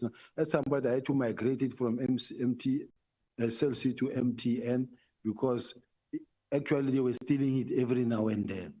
And then I realized that it's not safe. So I'm just saying, each time it happened, I had to report. That's what I did. So you, General Sabia, do I understand you correctly that you're saying that you think this was the crime intelligence that was doing this? Because I'm talking under the banner of your remark of crime intelligence, anything is possible. In my case, Chair, I must indicate that I've had a lot where I'm really surrounded by crime intelligence officials, men marking me, following me day to day, listening to my devices, and also following me all over. Sometimes we'll be sitting even here in a meeting in Cape Town, you will see a team from Bloemfontein coming to have a meeting with the National Commissioner. I'm the head of intelligence, but you find that they're sitting with the National Commissioner in a room and they're talking to him, and then I don't know. Or like the National Commissioner said, General Kumalo reports to me, but the National Commissioner said to General Kumalo, investigate him. And we expect the man to report to me, yet he's investigating me. It's not a healthy situation. It's not a healthy situation, and it can't be tolerated or allowed to go on like that. Now, the man, that, even when you call him, he knows he's working with you, he's working on you, and he's putting all the resources around you. And then he's man marking you, he's investigating you, he's giving reports about you to the National Commissioner. How can there be peace between you and the National Commissioner when your colleague, your subordinate who's supposed to report to you is also working on you? This is an undesirable state of affairs. This should not be allowed to happen. We need a clean administration where you find that once you are the boss of the police, everybody else under you will work with you and will respect you. And in such a way that you don't have cliques or certain people that you have a good relationship with against those that you don't have a relationship with. Thank you, General. I just think it's very worrisome that such a allegation, it's a serious allegation that such criminal tampering can be taking place, even to yourself as a high-ranking official as you are. But I will just be moving on. Lieutenant General, you made an interesting point just there about how appointments are handled at senior levels. You mentioned being promoted in 2023, and you made specific reference to the process, saying that you don't apply and you get identified. What I do want to understand a little better is when you say you get identified, who exactly does the identifying? Is it the National Commission or the Minister, or both? Are they acting in consultation? The National Commissioner will identify, sometimes in consultation with the Minister, or you can apply to be promoted in terms of Section 45, or then, but they do identify a person they want to employ. And many, at this level, you will never see that much where there's a position of Deputy National Commissioner advertised. You will never see a position of National Commissioner advertised. You get identified or headhunted, but you get identified. In general, you further confirm that the Minister must approve this identification. So if there's no open application process, would you agree that this could potentially create risk, even unintentionally, or favoritism? I don't know about that part because I think they also apply an objective approach in doing so. It's possible, but I don't think, remember, these are people who's got the best interest of the organization at heart because they want, if they don't apply their mind, it affects performance of the organization as well. So you will never appoint someone because you want to shoot yourself on the foot. You employ someone because you want someone who will be able to assist you to fight crime.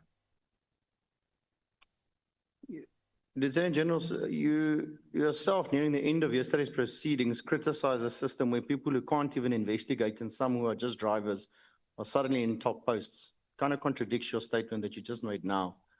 Doesn't that suggest that the same identification system that you benefited from might also be enabling appointments based on relationships rather than merit?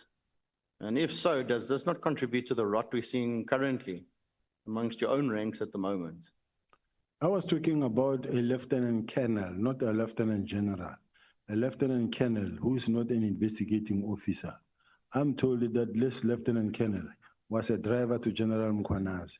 So as a result, this lieutenant colonel who was a driver today is the one who's an investigating officer and is the one who participated in going to seize the laptop of a ballistic expert. This is the same lieutenant colonel who was involved in the corruption that took place in Porter matter where the accused number one gave money to this team. General, you spoke often about the discipline in the police service, about how young officers and college recruits are taught and how that discipline is meant to hold the institution together. Let me take you to your own account of what happened with General Mkhwanazi. You said at the time you had a telephone conversation with the Deputy Provincial Commissioner in KwaZulu-Natal, Mr. General Mkhwanazi, who became very angry and that he was in some way or form very combative towards you, resulting in him banning you from operating in KZN. You also reminded him that you were the senior, and you alluded that he ended the call and sent you a very long text message. You seemingly seemed to accept the ban and left the matter there. You didn't elaborate on it. Did you, in your view, that exchange between you and General Mkhwanazi, did you view it as subordination? Insubordination is an understatement. If a man is able to call you a criminal daylight in the public, or call you and say you are a baby, talking to members of the parliament and say, this is the man that I can say is like a baby. I joined the police in 1989, he joined in 1993. I became a general in 2010, he became a general in 2011. I mean, I've got 37 years in what I'm doing. I don't know how his experience, but in what I've been doing, I've been good at what I'm doing, and I've run operations throughout this country, throughout the country, including in KZN themselves. I participated the deployment in Manguzi, Richards Bay, many other areas, Eastern Cape, everywhere. I've been in the country, throughout this country. So it cannot be that my experience can be downplayed by someone like that, because his experience is in the field of special task force and maybe running the facility at HR support, then the provincial commissioner. So I really don't want to go too deep in trying to get to a lower level of comparing myself and him and this and that and this and that. Since I started testifying, I've always avoided to name names and ridicule anyone and speak bad about somebody. So I'm trying even now to not to get to that point. Thank you. Did you take any disciplinary action against him? No, I can't take disciplinary action against him because he doesn't report to me. Even though I may be his senior, he reports to the national commissioner. And if you really want peace, how do you say you can take disciplinary action against him? Because there will be a fight. And a fight is what we have always been wanted to avoid. General, were you allowed to operate in KZN after that incident? You mentioned a meeting and you shook hands and so forth. After that, were you allowed to operate in KZN again? Yes, we operate. Remember that I deploy. I don't have to run on the ground myself. I deploy. I deployed in Richards Bay. I deployed in Emanguzi. I deployed in many parts of KZ, and we do have where we operate. General, I will get to my last question. I see my time is almost finished, so I will skip. I just have one question at towards the end of yesterday's testimony. You kept saying we wanted it finalized when we were speaking about the letter of the 22nd of April that was sent. I just want to know who is the we? Who is the we that wanted it finalized quickly? Was it the minister? Was it subordinates? Was it another officer? Because when you kept saying we, it just seemed to imply that it wasn't just your idea, that it was a collective feeling it needed to be expedited from the letter of the 22nd to be finalized by the 24th of April. Remember that if the National Commissioner, let's say, implemented something, and then you go to the meeting of the 6th of March, in the 6th of March, it tells you exactly on what steps are going to be followed to finalize this process. Now, come the last date there, it was the 31st of March, but come the 28th of March, there's a handing over now done between two divisional commissioners from CI to crime detection. Now, you already have the dockets in your possession. The head of CI handed over the dockets to the head of detectives. Now, they are now in your hands. They must be finalized speedily so that they are out of your hands. And it's exactly what happened. Push this thing now to where they belong, murder and robbery unit, so that they are not in your hands gathering dust. Because the more you keep them, is what led to General Mkhwanazi saying that they took dockets, they're sitting in General CBS office gathering dust. If you could give me a very, very short answer because my time is finished. At what date again did you say that it was out of your hands? You were finished, that it was now moved over to the National Commission. It wasn't anymore in your hands or your responsibility anymore. Which date was that? At the time when the National Commissioner said his letter took precedence over mine. Do we have the page number, legal team? Because the National Commissioner said he told them to ignore my letters and then to carry on with his letters. From then henceforth, his instructions took precedence over mine. There was no competition. He remains my boss too. General, sorry, was that pre-22nd of April? 22nd of April?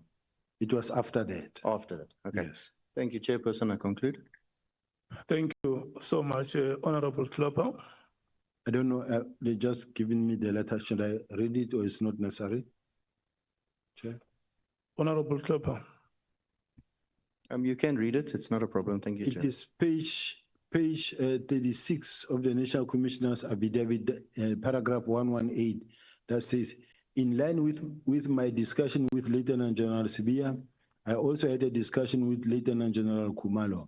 I told him to prepare a preliminary report as contained in the Minister's Directive of 31st of December 2024, and that we should aim for 20 January 2025 to submit the report. Since this was a direct instruction from me, it took precedence over Lieutenant General Sibia's instruction of 17 January. Now, this means that anything and everything flowing from this letter now takes precedence as the National Commissioner's instructions.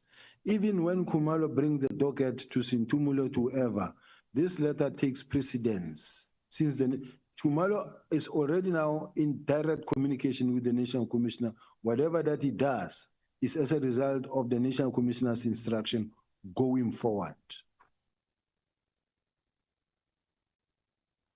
Wait, Honorable Skosana, wait. Honorable Klopper, you're fine. Yes, Chairperson, thank you. I'm fine. Okay, thank you. So, Honorable Skosana. Yeah, I just wanted to ask Chair, just to make a follow-up, if the letter which is reading, is it signed as well? It is signed. It is in the National Commissioner's statement.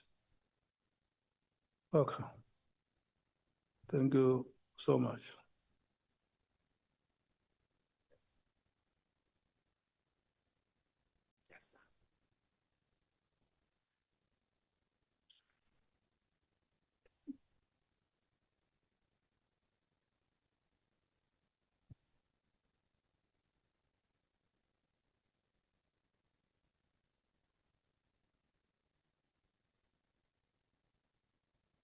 I'm looking at the gentleman who was taking pictures. Okay. Honorable Matthys, once you are done, we break. Yeah?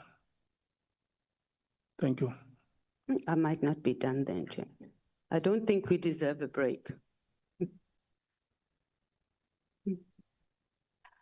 Thank you, Chair, and good afternoon to the members of Parliament and to the General. General, yesterday you gave testimony that as the Deputy National Commissioner was responsible for crime detection in the country, there's a lot of things you said you don't know. You didn't know about the arrest of, oh, my thing is doing things. You said you didn't know about the arrest of General Khumalo. I didn't know about? About the arrest of General Khumalo. Yes, I didn't. Right? You said you didn't know about the request by General Khumalo through the Provincial Commissioner regarding seconding the PKTT members to Gauteng. I didn't. You also didn't know about the press conference that the KZN Commissioner was going to do. You didn't know about Kat Nhlanhla. The guy has 80 cases dating back to 2007, and he has a huge tender with SAPS. You didn't know about the big five. It's confusing, General. Do you consider yourself competent as in your job? Yes, I consider myself competent. If I was part of the tender process that was assessing Mr. Nhlanhla's tender, I would suggest that it would be fair to say to me, why didn't you know? But I didn't form part of that process. I didn't even know that he's an applicant or is participating in such. Now, the arrest of General Khumalo. General Khumalo was arrested by IDEC. It's not the South African Police Service. So I wouldn't know.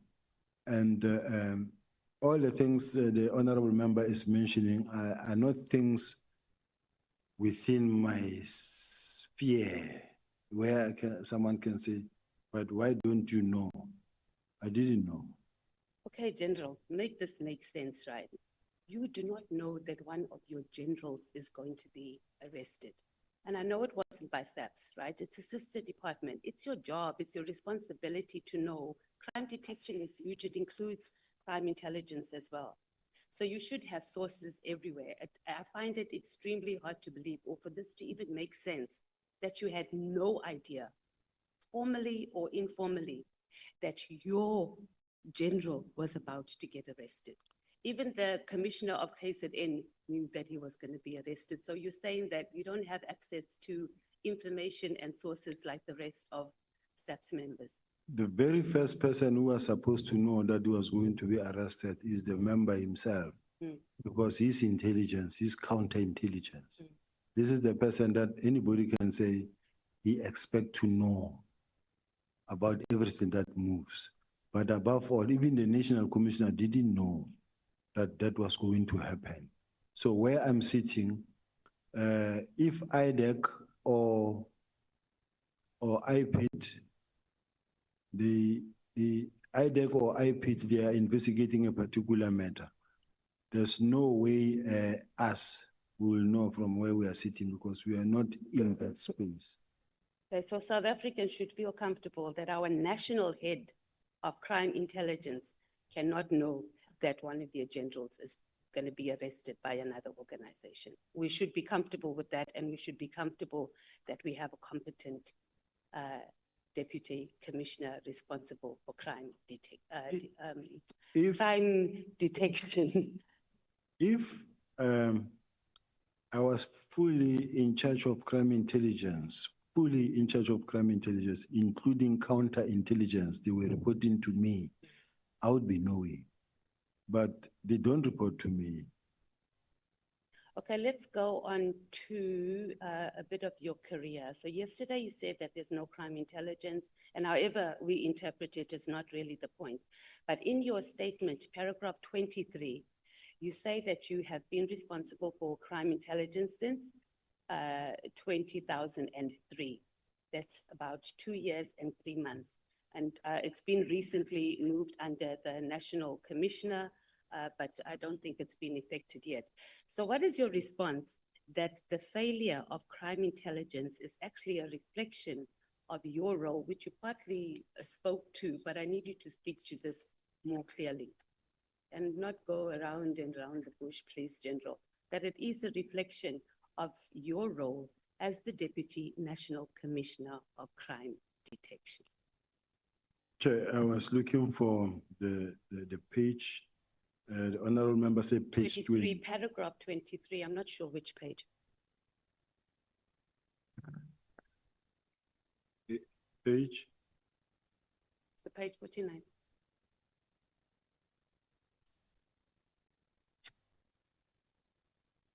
When you talk about your career, that section, it's page 9, paragraph 23, but I'm right, that is paragraph 23. Yes. Thank you for the page number, ANC Chief Whip.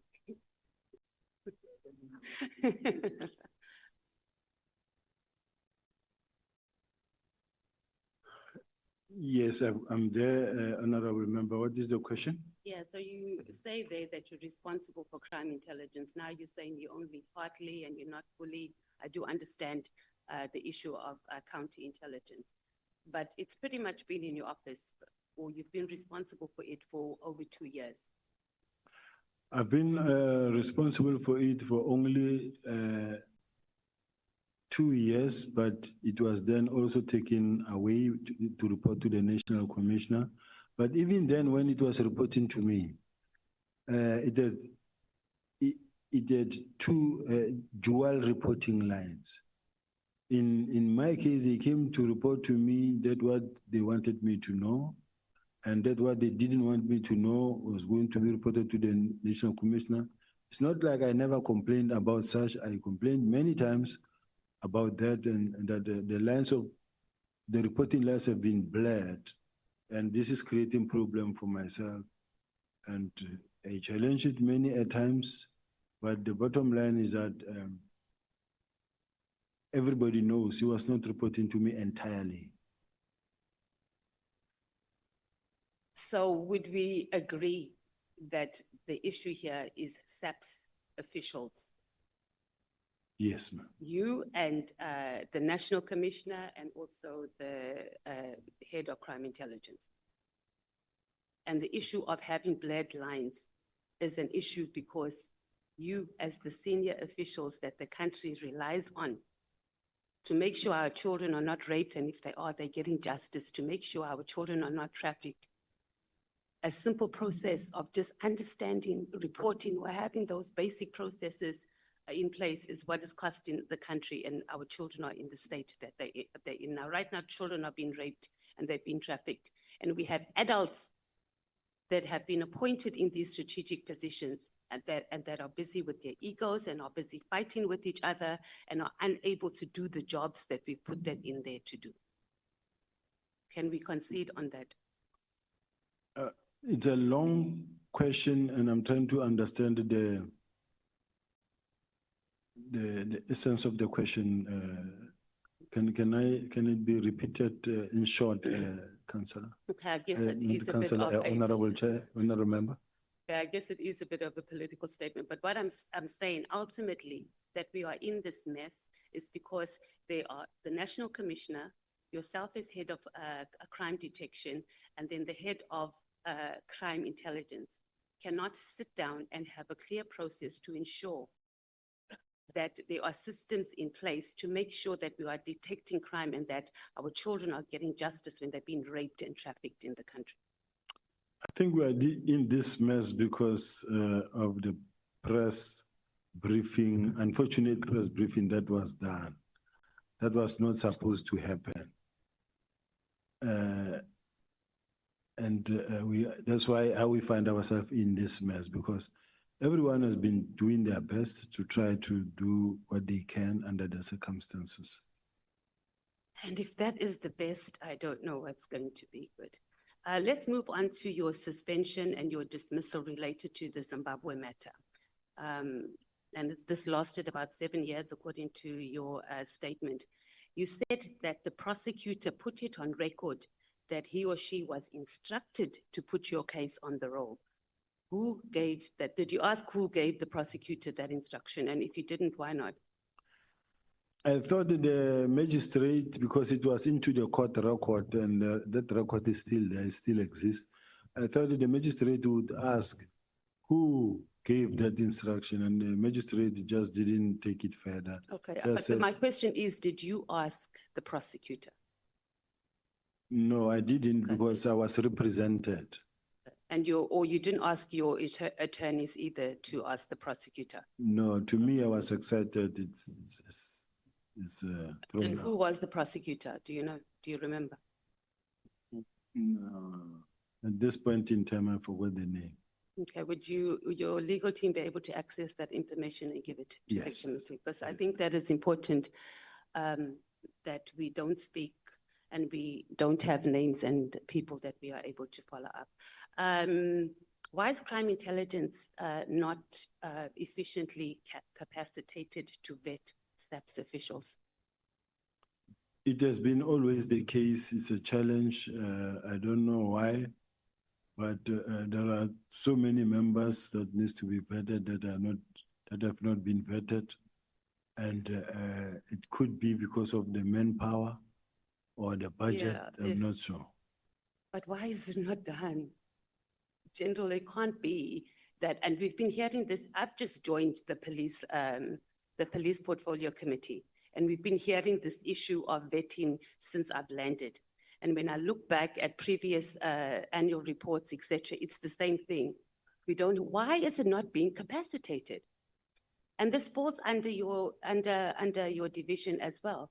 It can't be that we have 7 members that are required to vet over 1,000 SAPS officials, and we expect this country and we expect SAPS to function when the very core, its foundation, is not working. Is it intentional?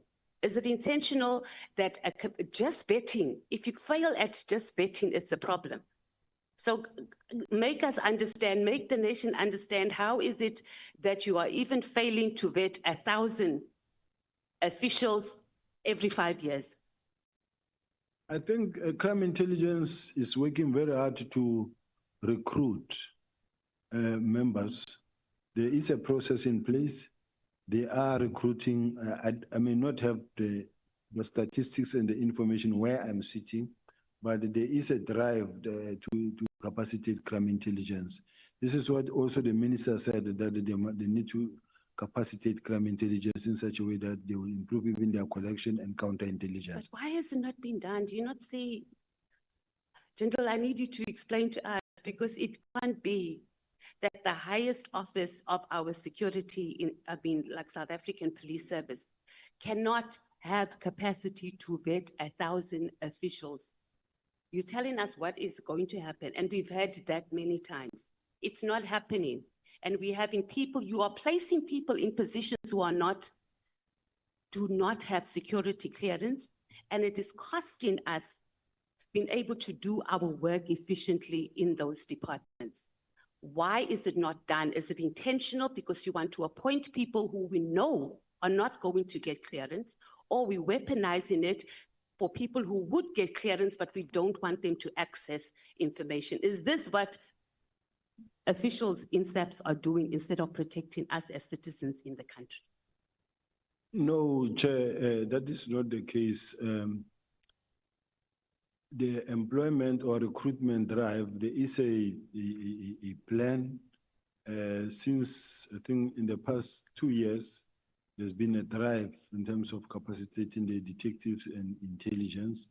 I think the person who can actually better respond to that question can be the support head, the acting National Commissioner of Support, acting Deputy National Commissioner of Support, who can come and testify here in terms of the recruitment of crime intelligence officials and the numbers, because that's a separate process. No, we have the numbers. It was just, we're just trying to understand, how is it that the highest level of SAPS cannot vet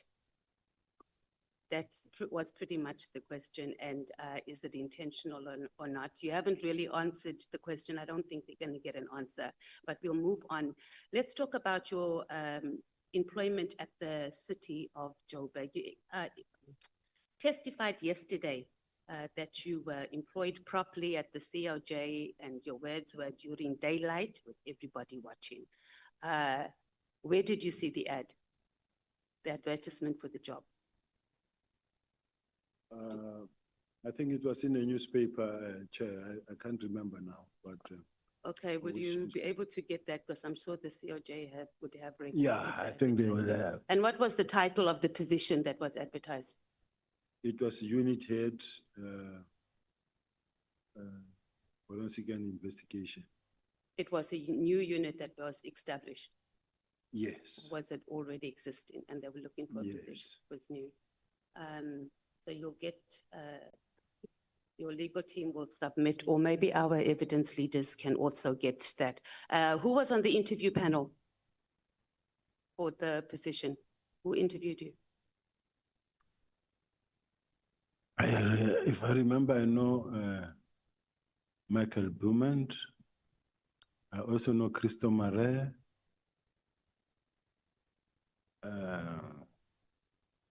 I've been long out of the city, and some of the people. So, but there was an interview panel. I think there was Trevor Fowler. Yeah, there was an interview panel. Okay.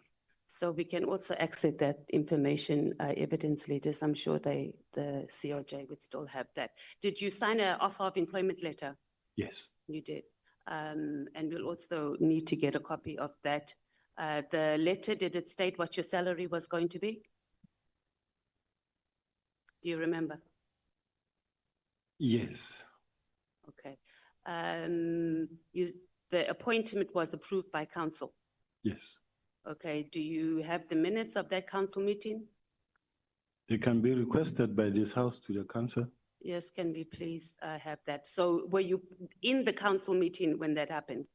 Or you just were told because you need to be? You don't form part of the council Yeah. meeting where it happens. But you watched it live, or you were? No, you sit and wait and you'll hear when it happens. Okay. Are you stating here that you were not part of the procurement of this spy equipment in any way, shape, or form? You didn't have any conversation about it. You didn't even know what it does. The department just went ahead and bought this equipment and brought it to your department. There are no spying equipment procured. What was procured? It was technology meant to support the department to be able to do the work. And I don't have the list with me, but the list is there. Was the department authorized to purchase whatever that equipment is? Yes, because it went through the channels and it went through the budget steering committee and it was approved. So you were part of the process, the procurement process. Obviously, it's done in a different department in the COJ, but it came through the unit that you were heading up, the request. That's correct. Okay, so how did you source, was Paul O'Sullivan at all involved, or any of his associates involved in you identifying this equipment and where to source it, etc.? Paul O'Sullivan was nowhere involved, nowhere near what was happening, doesn't even know, it's not even connected to this whole thing. To which whole thing? Of this equipment that were procured. Okay. And how did you think that what made you determine, or what analysis was done to determine that you needed this equipment? Because we got testimony that I think it was the general who said, the KZN commissioner who said, and I know you're going to say that not everything he says is true, so that's why I'm asking you that that equipment that was bought in the COJ, whether it's spy equipment or whatever, surveillance, whatever it's called, the city does not have authority to procure it. What do you say to that? He doesn't know what he's talking about, that one. And then the letter that was sent to the Minister of Police, Becky Cele, by the Executive Director of the City of Joburg about you. Did the Minister speak to you about the matter? No. Not at all? Did you know that a letter was sent to the minister? I think I got to hear about it. And to me, it was not really a worry because I do have investigations on the same individuals that were running. So it's a political space. And when a person writes a letter, it does not necessarily mean that he's right. He had no right to even write that letter. He had no right even now to write a letter, whether to this committee, whether it's to Nhlanhla or wherever. It's just people who, some of these people will follow you to the grave, even when you left them many years ago. But you find people who just rise up and follow you, even when you're not focusing on them, they just chase after you.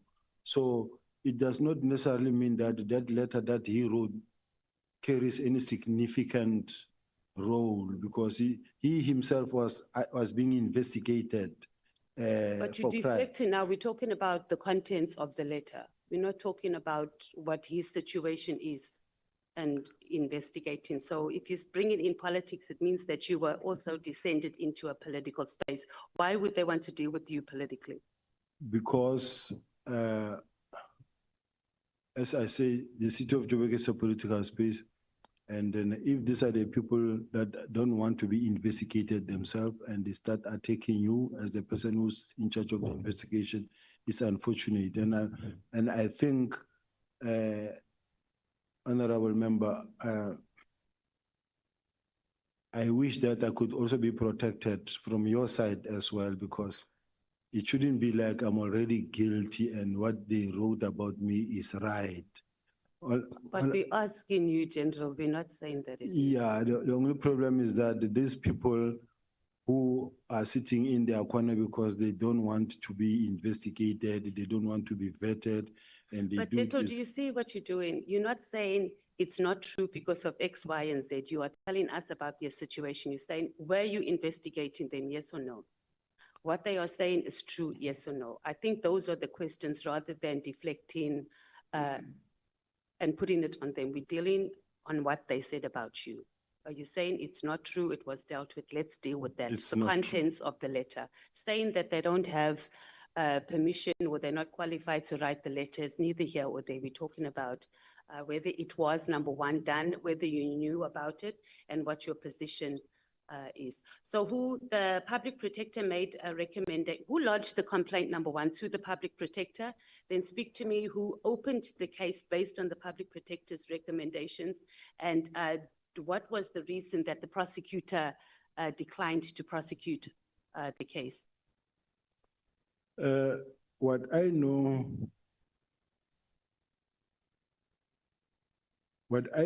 Chair, is that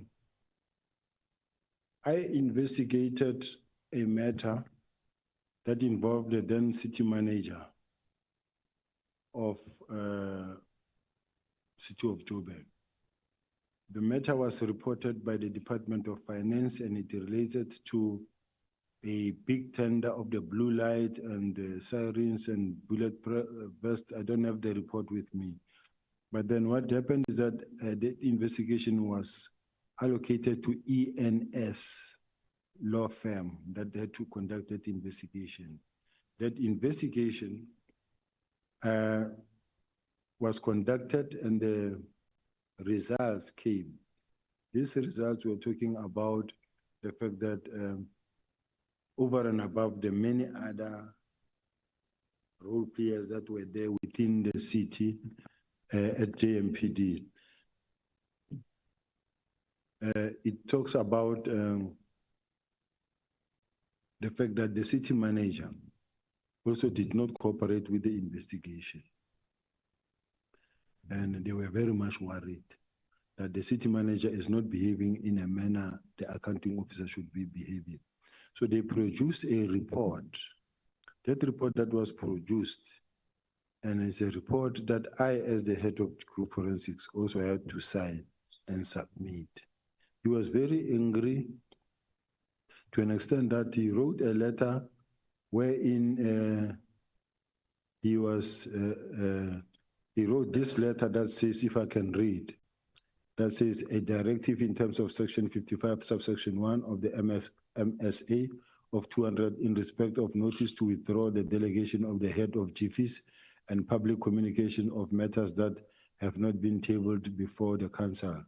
The above matter refers the city manager's office is disturbed by the contents of the letter issued by yourself, where you suggest that by withdrawing from you the powers which in terms of legislation are assigned to the head of administration and accounting officer that prevented your department from performing its function. We also noted nefarious statements which you are peddled in the media that our notice of withdrawal of your delegation communicated signal to suspend you when in actual fact we are trying to protect the interest of the city. So I don't know, I can read this letter on and on, but what I wanted to say is that I went to court and the court ruled in my favor. And the powers of group forensics were given back to group forensics. In other words, the city manager working with Nhlanhla, when they attempted to take back the powers of this from group forensics, they said group forensics does not have the power to investigate them. And they took away their powers, and I went to court and the court ruled in my favor. Your relationship with any of the DA or Democratic Alliance members in the COJ, they were leading government there. Did you have any, and at any time did you engage any of the leaders there who may have given you directives on investigating members? I didn't have any relationship with anybody in the DA. None of them? You've never had meetings, engaged any of the leaders? No. The mayor, any of the MMCs? In my official capacity, I have had meetings with all of them. Oh, you have? In my capacity Yes, as... that's what I'm saying, in your capacity and where you could have given directives on how to proceed with the city manager. You know, that's a very strategic position. So when new leadership come in, that's the first position that they want to take over. So I was just trying to establish if you might have gotten some political interference on pursuing that case. I'm not saying, or I'm not commenting on the city manager, whether he did right or did wrong. I'm just asking if there was any interference or push for you to deal with the city manager from the political party that was running the municipality. So I never had any political interference at all. Let's go to your labor court. You appealed the matter, so it wasn't the labor court that ordered you to be reinstatement, it was the appeal court Yes. that did that. Do you know why SAPS did not oppose your reinstatement? Because there was nothing to oppose. Is that sort of a practice there in SAPS that they would just not even show up or not withdraw the case, whether there was a case or whether there wasn't? In your experience, because you've been in the police In my force. experience normally, and which I find to be wrong, because there is law in this country, I take it that all of us, there's equality before the law, and those that are employed, those that are seniors in the workplace must really also adhere to the law. Let's say, for an example, we've got the generals, lieutenant generals who are out today, who've been suspended, others fired, and they went to court and they won the cases. But they are not being allowed to come back simply because the current management feels that, no, we don't want them back. Now, even when the court says they must come back, and then the management will say, no, but we don't want them. They go to court, they win, and then another one will say, but we are reviewing. I don't think it's a fair process. It's abuse of power in this situation, because we all have careers, we all have children, we have families.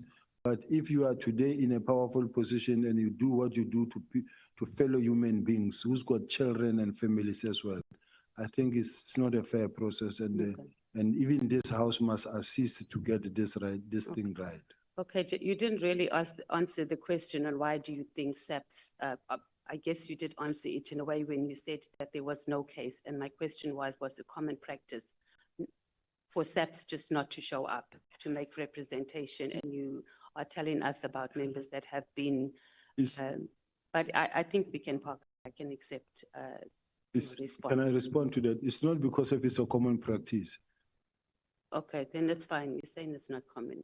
Do you want to explain why you're saying it's not a Yes. common practice? Chair, in my case, do know that as a result of my arrest on Richard Mkhwanazi, and then we were all removed. I was removed on a matter I was not involved in.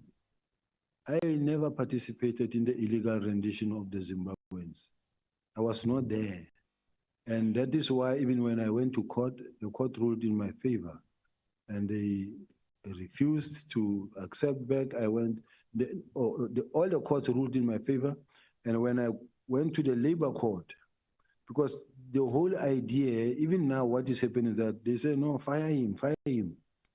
You will fight from outside. You will fight from outside, but with the time you come back, you are over age already. This is how we're hurting each other. But the problem is the labor court ruled in my favor, but did not reinstate me. They said I must be paid. I said, no, I don't think I can spend so much money just to come and win and not be reinstated. And then I went to the Labor Appeal Court. The Labor Appeal Court reinstated me. So I came back because I was reinstated. I was innocent. Okay, that still wasn't the question I was asking, but understood. Let's talk about yesterday. You said in your, in your statement yesterday or your evidence, you said that Mr. Brown received the news about the disbandment of PK because we were talking about those WhatsApp messages between him and Kat Nhlanhla through media reports. Do you have evidence of when the media first reported about the disbandment? Because it appears that the first reporting was by a SABC journalist on the 2nd of January, and their messages was on the 31st of December, if I'm not mistaken. I think it was on the 31st of December, after it was released, somewhere there. I'm not sure when exactly. Okay, but if you're going to give evidence that you felt very confident that they got that information via media reports and not through any internal processes between the minister's office and between SAPS. So you're going to have to give us where that could have been found on social media or where that report is. Because when we checked, the first thing we saw was on the 2nd of January, and it was a screenshot of the disbandment letter. So you don't have to do it right now. You can ask your attorneys to be able to support that, because that was the evidence that you gave yesterday. You also said that Brown Mkhwanazi, not Mkhwanazi, was like an informer to you. So if this was the case, are you at liberty to disclose what sort of information he would supply to you, Brown Mkhwanazi? I did say that he informed me more of information around the fact that he knows that there are people who are planning to really push me out of the police. That's what I said. But he also, General Mkhwanazi also said that he said the same thing to him. So Yes. you didn't, so at your level, General, someone just comes and they says that and you just believe it. And you don't see that he could also just be pushing information, as you were just saying earlier about how people peddle information and plot people against each other. I do listen, and as to what I do with it, it's for me now to see how I deal with the information. But Okay, so you used him for your personal survival in SAPS, because he seemed to have information both through government, or well, I guess the executive, and I didn't use him. Yes, and when he called, I listened. okay. Let's talk about, you said you were doing operations in Cape Town, and this was around the same time as the ANC's January 8th, 2025 celebrations. Was it something that was planned or pre-planned? That you arrange your operations, or you arranged your operations in Cape Town around the period of the ANC's January 8th? January 8th is a yearly event of the African National Congress, But as the South African Police Service, we have to be there to do our work. Okay, so who attends? Because as the economic freedom fighters, we also have ours, and we don't have ministers, officials on that level of SAPS coming to attend any. I've never ever seen them. I'm just asking. And I think even the IFP here, so are you saying that it's a standard operation procedure that high-level officials in SAPS makes their operations, arrange operations in the hosting towns where the ANC is having their January 8th? In all the political parties who have events, they No, are- you definitely don't have high level like on your level at ours, I can tell you for They a are. fact. No, I know. I'm part of job. No, they are. They Okay. are. Maybe you must supply us with the list of who's deployed to these events. No, when it happens, there's a clear plan from the police side on what will be happening, and they demarcate the streets on how. I understand the job processes. I'm asking about levels. I'm asking specifically you as a general heading up a division, right? A deputy, actually, deputy commissioner that will make themselves available to do operations in towns hosted by the ANC in particular. I understand the whole process of JOC and the police being involved. I'm not disputing that, General. I'm saying on that level. Yes, on this level. I'd like to know which ones have ever attended our events. Let's talk about when you were in Cape Town for the January 8th, 2025 celebrations. Did you meet the Minister of Police, chat to him informally, anything, especially since he had just written a letter disbanding the political killings task team? On January 8th. Around that time, not on that day in particular, but you were here celebrating, okay, let me not say you were celebrating, you were doing operations for the ANC's January 8th. The minister was here because there's evidence that even someone sponsored his trip. So did you have any communication with the minister? The minister was not around, he didn't attend. Oh, how do you know? I know. No, see the. At least there's something you're saying that you know, General. Let's move on to, so you didn't meet the minister, is that what you're saying? You didn't have any conversations with the Minister of Police during the January 8th? He was not there. That's not the question. Did you have around that time, even if you didn't see him physically during that period? I've never spoken to the minister. Okay. Let's talk about Busi Cat Mkhwanazi. He called you, you said, and he wanted to have a meeting with you. And then you agreed to the meeting. So at your level, did you not even say, hey, let me just check this guy out before I just meet with him? Like, obviously you knew as a service provider, you're saying that you didn't get involved in the procurement process and that sort of thing. This guy has 80 active cases with SAPS. You are the head of crimes detection. You just went ahead and met with him without even just doing some background checks. I don't think it's fair, Chair, that when a person complains and comes with a lawyer and having the papers and say, I'm here to complain to the National Commissioner. This is my complaint. Then I must go out there and start running tests on the person and start running investigation on the person. But that's It's not how it works. He called you first. He didn't just show up at your office. That's what you said. So the call that you arranged a meeting, right? So when he called and he asked to have a meeting with you, he stated why he wanted to meet with you. Yes. Right. So you knew he was coming there for that. He didn't show up with lawyers.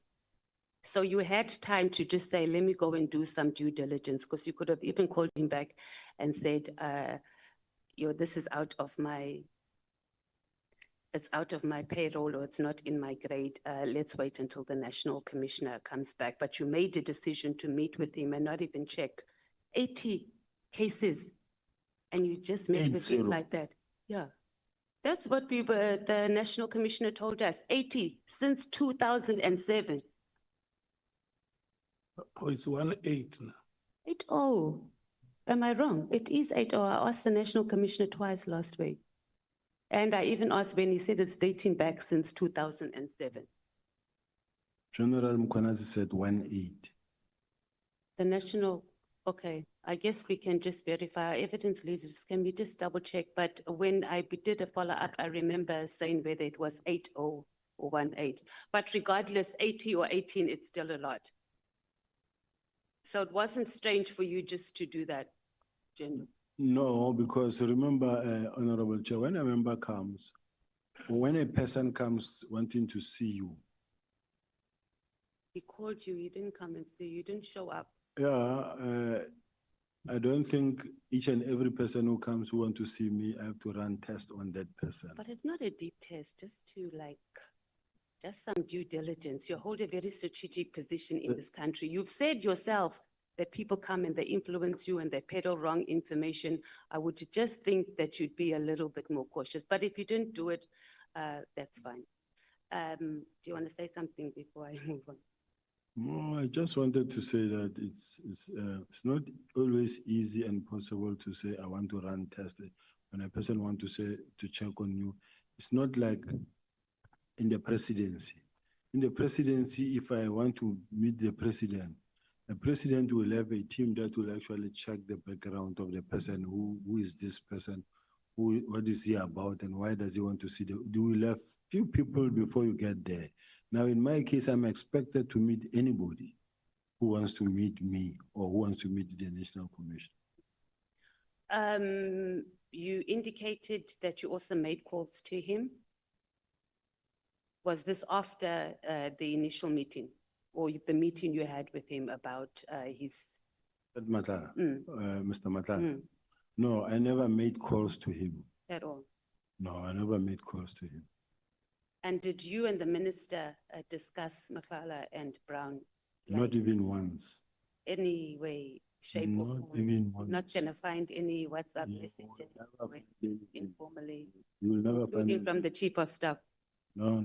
Okay, let's talk about the disbandment of PKT. Obviously, I'm not going to repeat what other honorable members have asked. Was the minister briefed about the PKTT before sending the letter officially? Yes. He was, because the National Commissioner's evidence says he was not briefed. I read something here in a meeting on the 27th that I know that there was an executive meeting and there was a briefing in relation to the PKTT, and the National Commissioner in that meeting did indicate that it was not meant to be a permanent structure. It was not meant to be a permanent structure. It was meant to evolve into a murder and robbery unit. Okay, so I'm not asking that. I'm just asking the minister. So you're saying that the National Commissioner gave wrong evidence before this commission, and maybe our evidence leaders can just check in his statement, because he said the minister did not receive a briefing from anyone officially in SAPS about the PKTT. That's why he was shocked that the decision was made. So you are saying that the minister had received it. Were you part of the meeting? Yes. You were. Yes. And you were satisfied, or you are satisfied that the minister was properly informed, not about whether it wasn't supposed to be a permanent arrangement, whether he was briefed properly about the PKTT to make an informed decision. If an honorable member is talking about not about that letter, then I can't say I know. No, that not the minister- letter. I'm saying before this letter arrived, was sent on the 31st. I'm saying, was there a briefing? The fact that there was such a discussion in college, it means it was a briefing. I beg your pardon, say that again? The fact that there was such a meeting that was discussed with the police executive meetings where the minister raised concerns about the PKTT. Okay, that's a different different answer. I'm saying was, did the minister receive a briefing, as we get briefings of this is what the PKTT has done over the years, et cetera, et cetera. Did he get that, or was there just an overall discussion? That's what I'm asking. I wouldn't know about that one, Chair. Right. Did you have any discussions with the minister, with Brown or with Kat about informally, formally about the disbandment of PKTT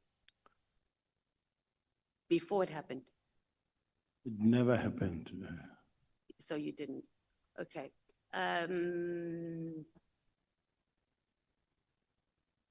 Okay. So this is something that is baffling, General. On the 31st of December, in the afternoon, the minister decides he must send an email about issues that are not of national importance during the festive season. Were you not shocked when you saw this? Like, I would be like, what is he doing? So when you saw this letter on the day that you saw it, did you not think, okay, this thing is on the 31st? And he even knows that the National Commissioner is not there. Did those things not cross your mind that this just seems just highly irregular? Or is it something that's common? You've been in the police force for a long time. For the minister on New Year's Eve, the whole world is resting. He decides he wants to send a letter of something that he could have dealt with in January when offices were fully open. I wasn't shocked, and there's nothing shocking about it. Why? Because the ministers, the police, they are working during that period. There's working, right, that's dealing with the issue of festive activities. We're talking about matters of border control. One was about doing a strategy for border control. They can wait until January. How is that even urgent? Even the thing about the disbandment.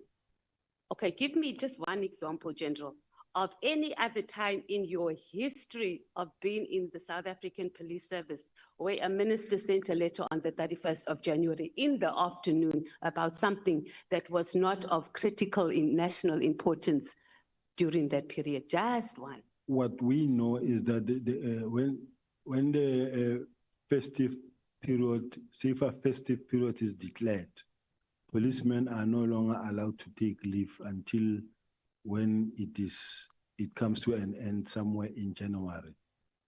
So during that period, the police are hard at work. And as the police are hard at work, they are not on leave.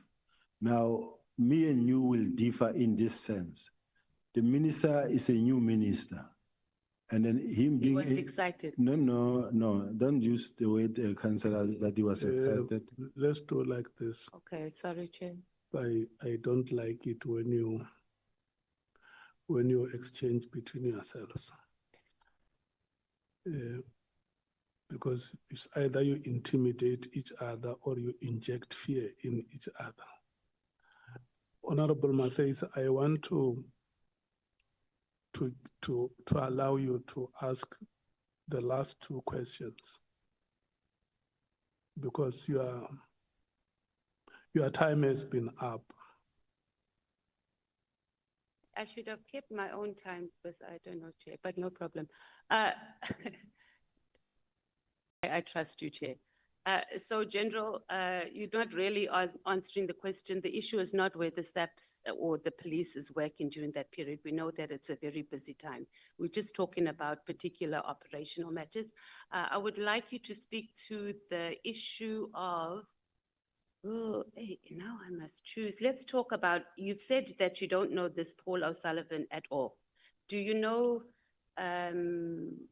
Sorry, Chair, I've never said I don't know Paul O'Sullivan. like you've never met him, you have never engaged with him? I've never said that.